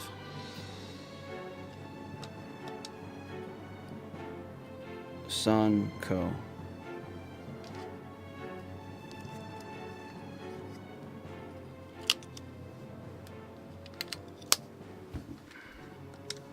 Ah, Peyote, he's awake and he's barely able to speak, but trying to tell us something. A true warrior. Peyote, did that blue demon wolf warlock have a long mane? Quick, tell us where he was. Sankocho. Of course, Sankocho. He must want us to break the curse of Sankocho. Once he's better, he can help track down the wolf mage. Take this recipe. It's been in the Zoz guard ranks for centuries. Come back when you've got fresh Sankocho. Sankocho unlocked. Sankocho.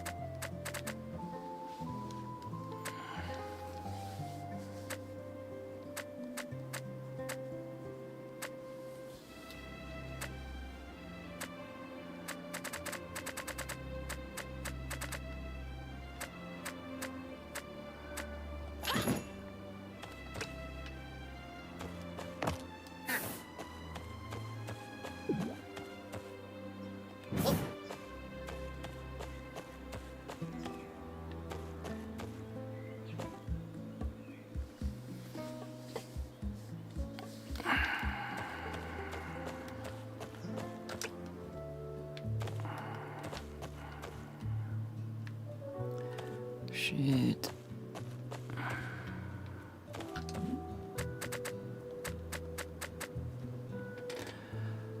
Damn, this is gonna be rough, huh?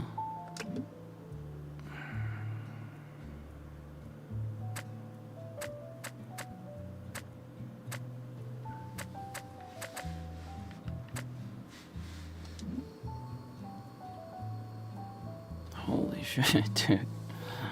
12, 20 yards. Oh my god.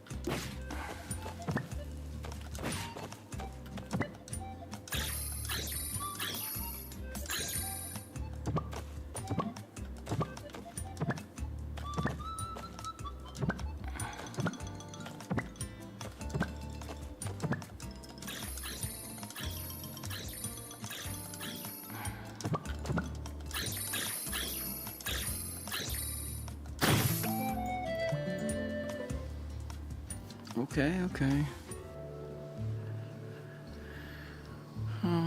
The dump area at the Mataazo Peak Outpost. Oh, yeah.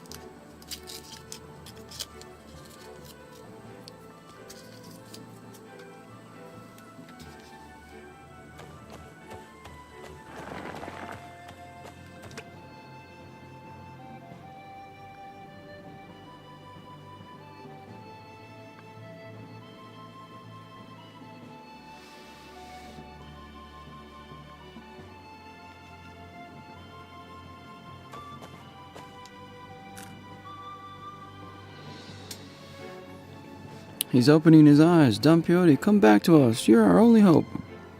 This is it. I can feel the manya surging back. Thank you, Ito. Your father Konki would be proud of your service today. Right, but what about the demon wolf mage that did this to you? Don't you want help tracking it down? The who now? Oh, right, yes. Don't worry, Ito. The guards and I will handle it. You must never face that wolf mage. It's far too powerful.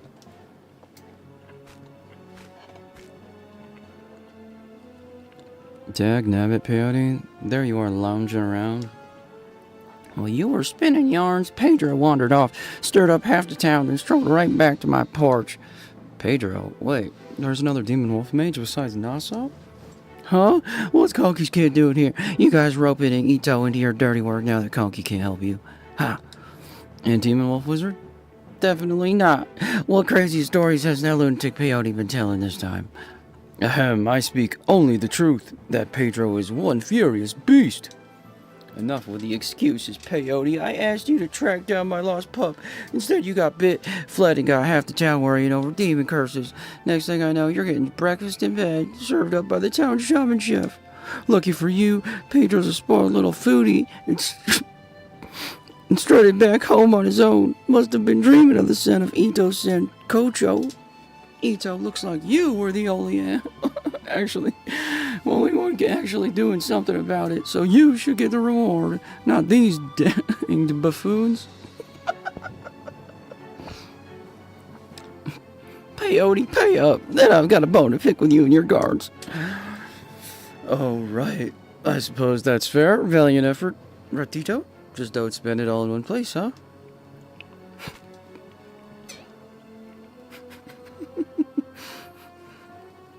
Go home and get some rest.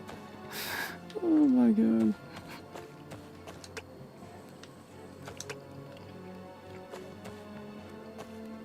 Oh damn, he disappeared.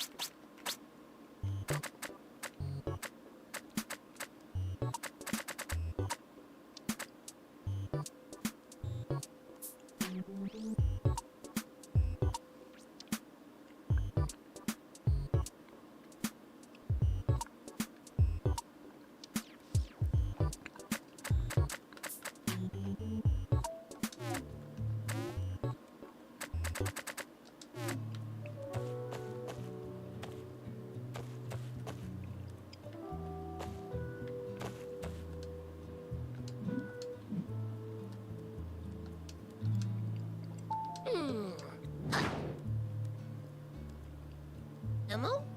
I didn't hear Mom come back last night. I should check on her at the lost pup.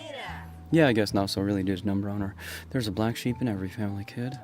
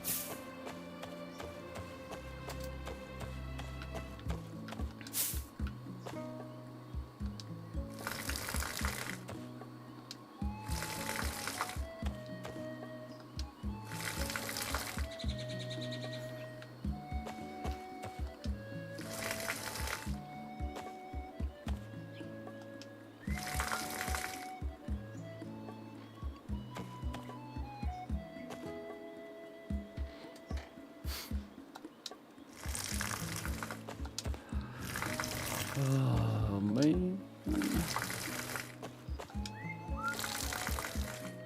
How am I gonna get these gold star tomatoes? Fuck. Gold star tomatoes. Wait, I think the seed machine might have tomatoes. I can't remember. Nope, corn. Sweet. Damn, gold corn too. What the fuck? 4 gold corn. Oh my god, dude. What the fuck?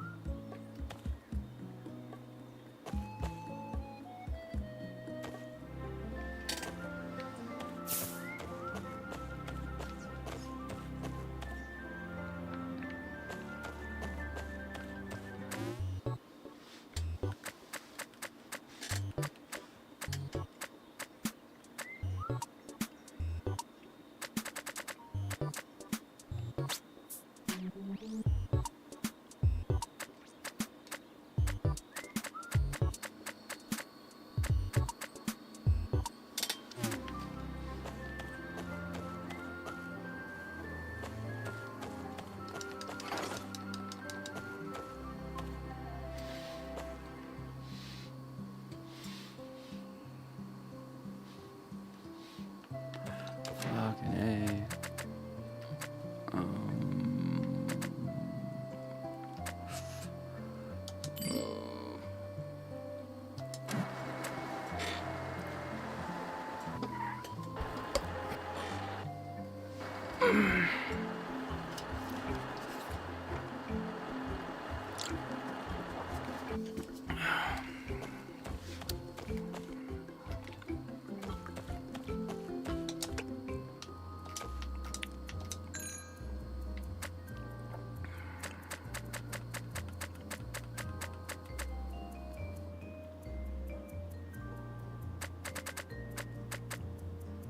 $196 for a gold star. What the fuck?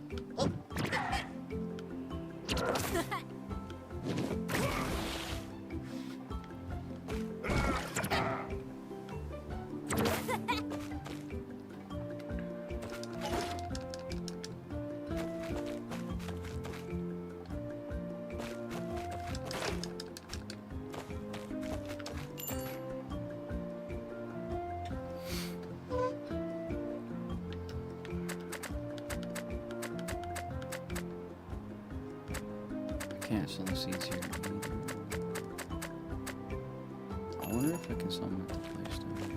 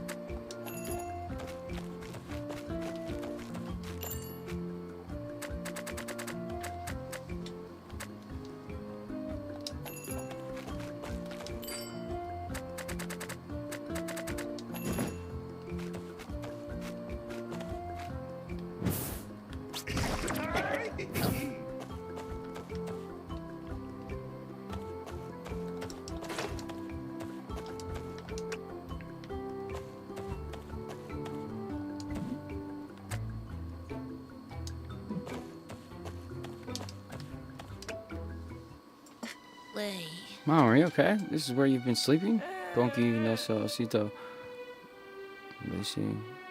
Fitness Deekner. I think she's out of it. This place looks dreadful. How do we dig her out of this? It's never enough. They all leave. Why can't I? Oh my, she's out cold. Here to deliver more healing potions? A lot of good those are doing. No, I was going to tell her she needs something stronger, the nightmare fruit. Again, Yojin made it seem like the nightmare fruit isn't what we think it is. It seems a bit unpredictable. Trust me, I've been reading more about it, and it has very strong healing mania. I believe it was slowly healing Yojin's curses. Please, Ito. My potions no longer have an effect. You must find another nightmare fruit for your mom.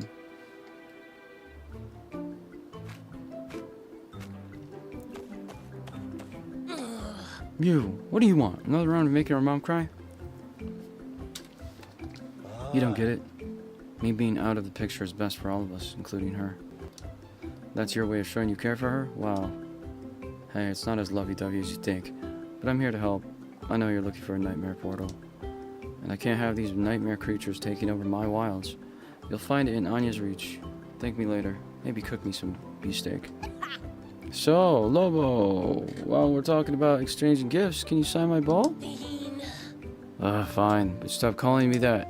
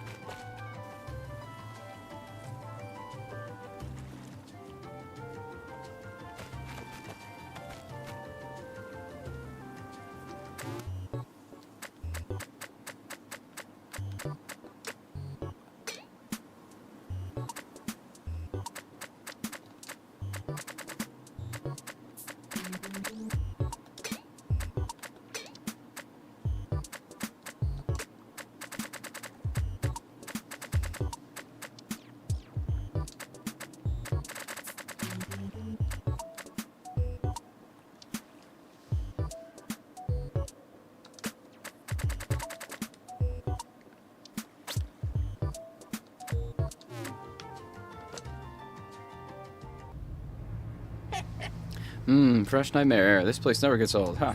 I think I'm kind of over this place already. It's getting weirdly comfortable. Let's hurry this up. I would also like to leave this place very soon. Too many bad memories are coming back.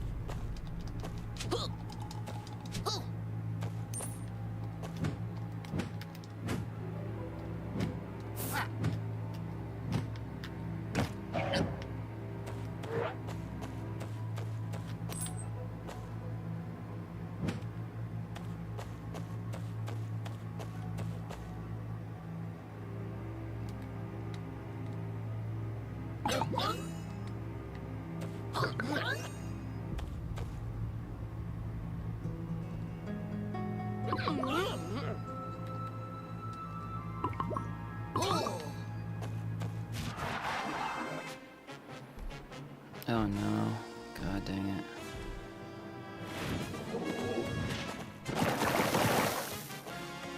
Rub the golem.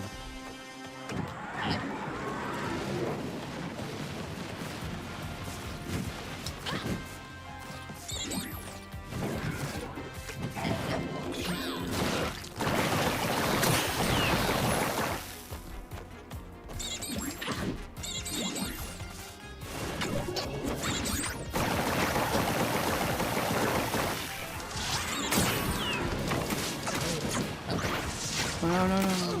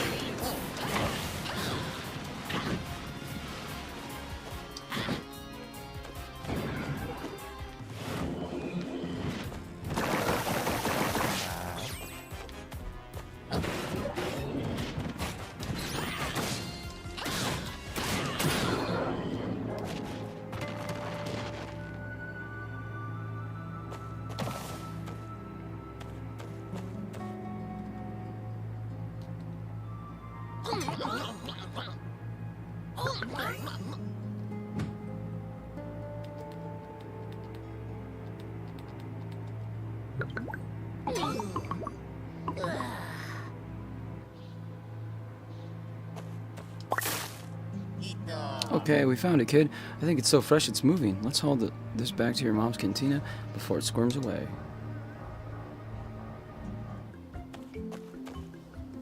So you did find it and survived. I underestimated you. And that's where you fail. Now, come on. Let's take this to Mom. Lobo. Grr. Yeah, drink some of this. If you need more, don't hesitate to ask. It's like she's a different person. She's in a bad place. I've been gone for a while, but you're right. She doesn't have that smile I remember. Do you even know her favorite meal? I can't remember the last time she actually finished a plate. You'd be surprised. Any meal that reminds her of us is her favorite. She only learned to cook for others, not herself. Bandeja paisa. Family breakfast. One of the few times we were all together. That's the one. It's the only recipe she can still cook perfectly after all these years. Those fond memories help her hold on, I'm sure. She's made it so many times I can almost smell it now. Took notes too. Here, this should help you get it just right. Thanks, Noso. Don't get used to compliments from me, bozo. Cook bandeja paisa for Isa.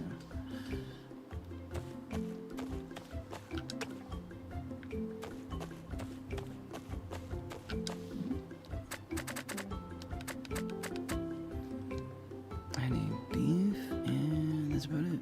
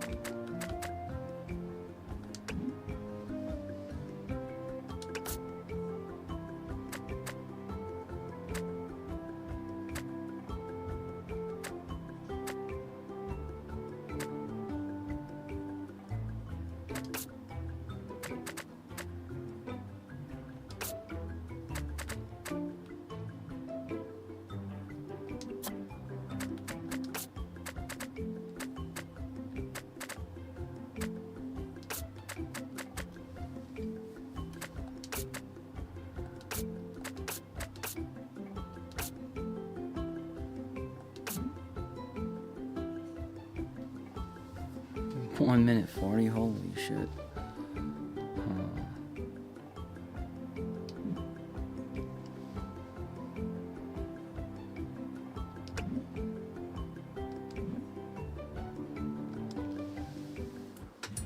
All right, here we go.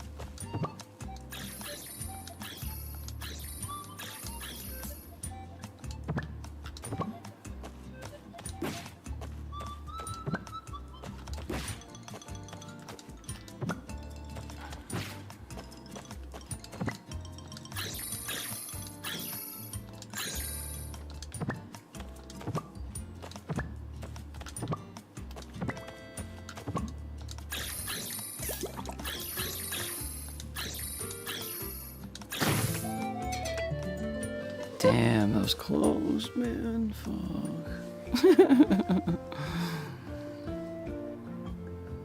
Give the nightmare one day a patient. Okay. There we go. Nice. Oh, sweet. Mmm.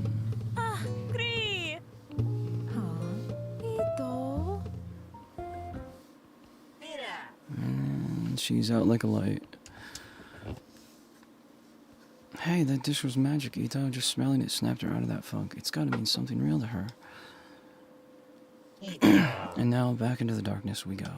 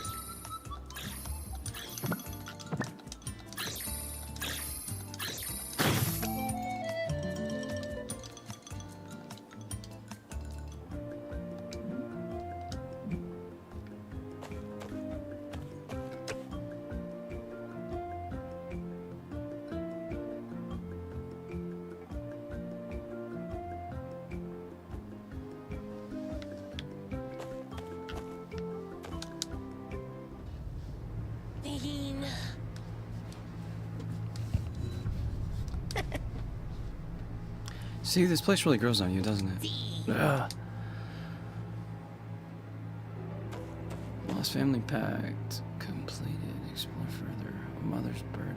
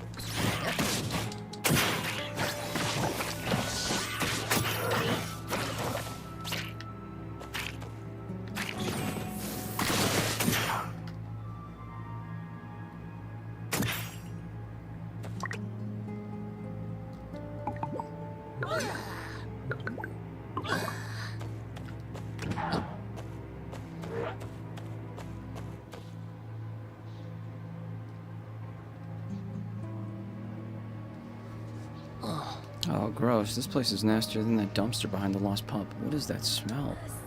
Someone's guts? Or their last meal? Oh boy, can't wait to find out.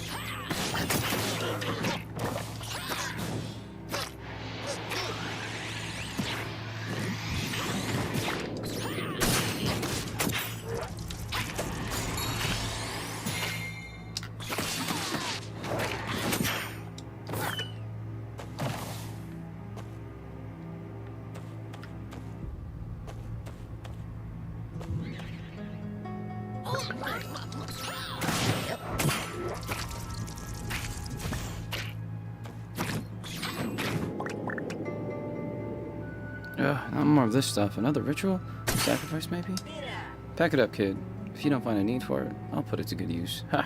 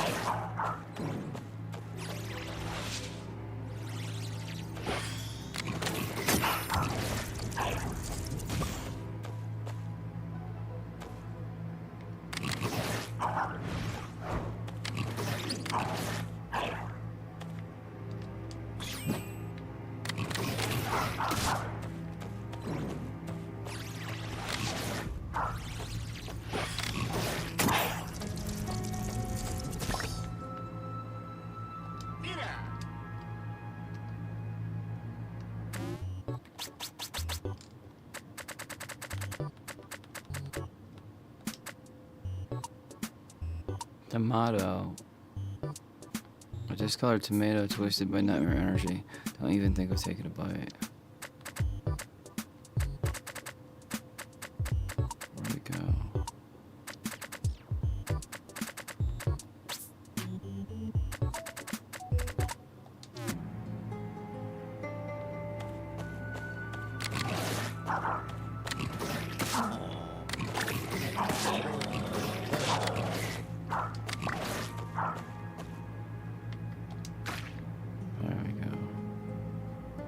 Cooking station here? Oh gods.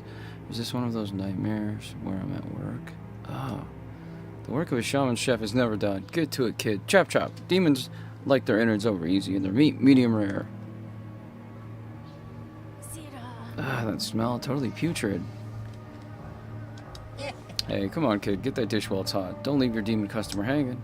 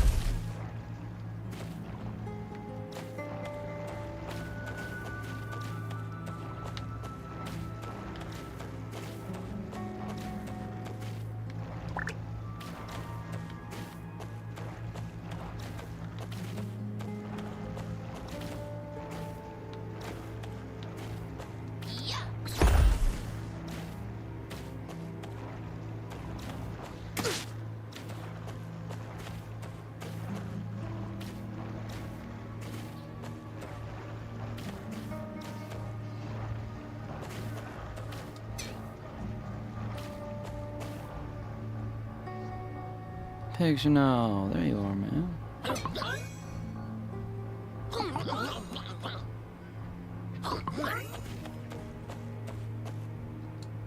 All my pups have gone astray, dancing with devils, haunted by my past sins. I stand alone as a monument of my guilt, a hollowed husk of my true self. My wild spirit stirs restless in boredom and loneliness. I need conflict. I need war again. I work to fill the emptiness, but it grows like an insatiable hunger. She never told me about her battles in the wars. It seems like those times really stuck to her. I'm sorry. I'm responsible for this. I should have been there till the end of the Demon Wars. She shouldn't have needed to fight back then. Well, you're good. Well, you're here now, right? Let's make sure we end it for good this time.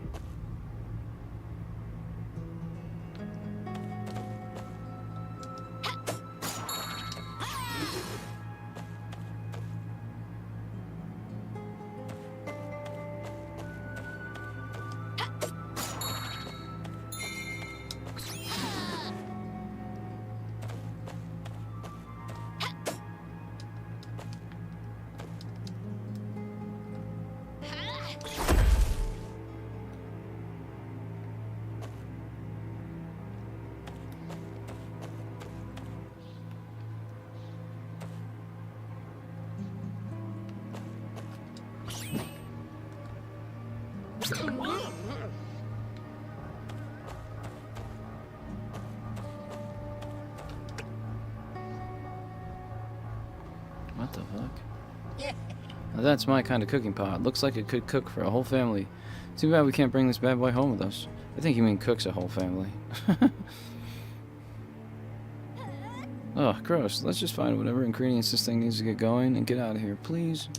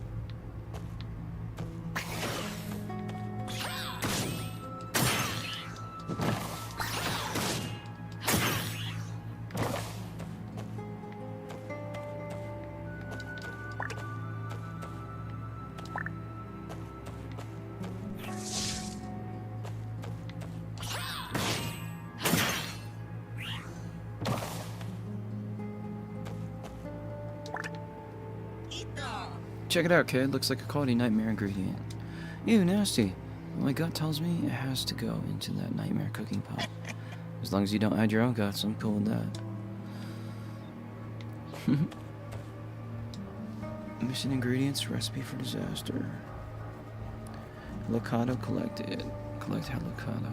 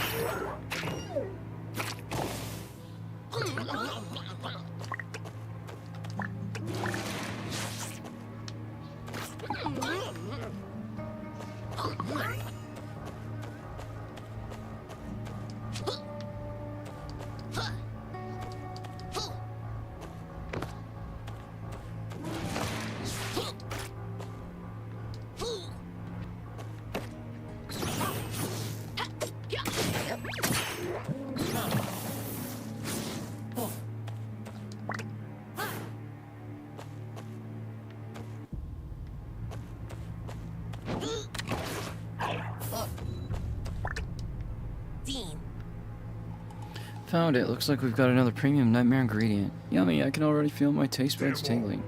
Ugh, I remember eating this to survive during the wars. Some memories I wish wouldn't come back.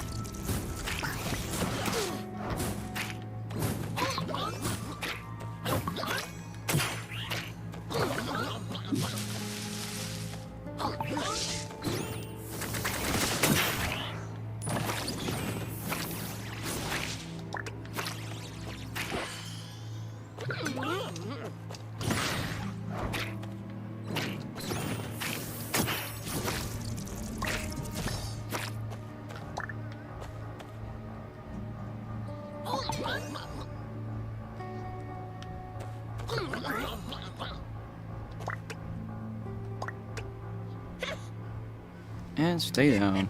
Nice, now we can open this next door.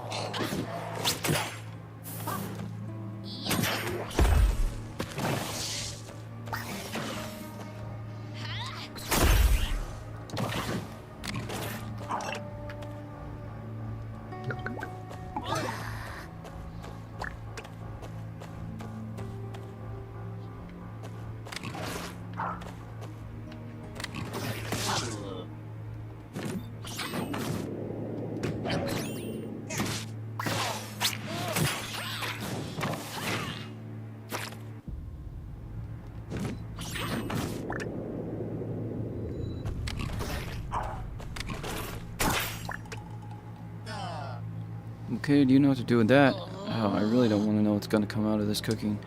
Come on, Fitness Deekner. Let's just get it over with. Yeah, just throw all these in the giant nightmare pot. Let me know if you need me to taste anything while you're cooking.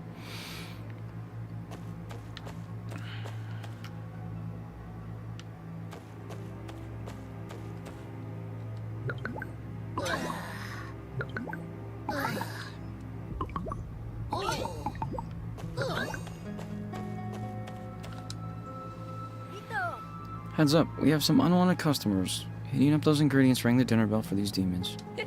Too bad for them, it's closing time. They don't have to go home, but they can't stay here.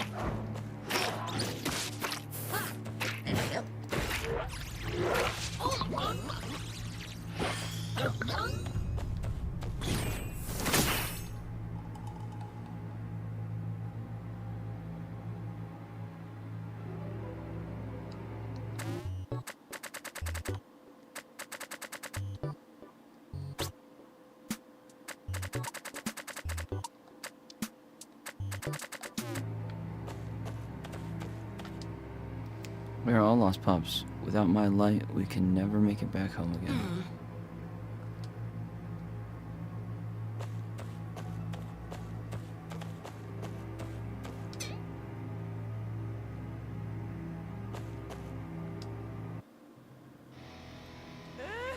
I entered stir in a hollow abyss. The emptiness constantly gnaws. A reminder that we die alone and pathetic.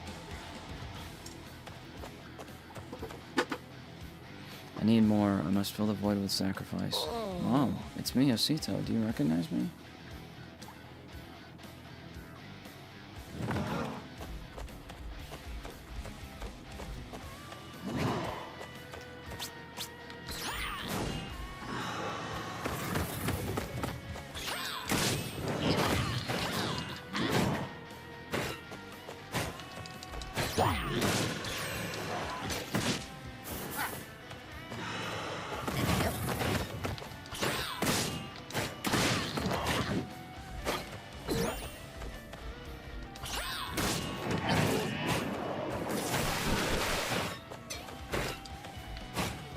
Oh, hell no.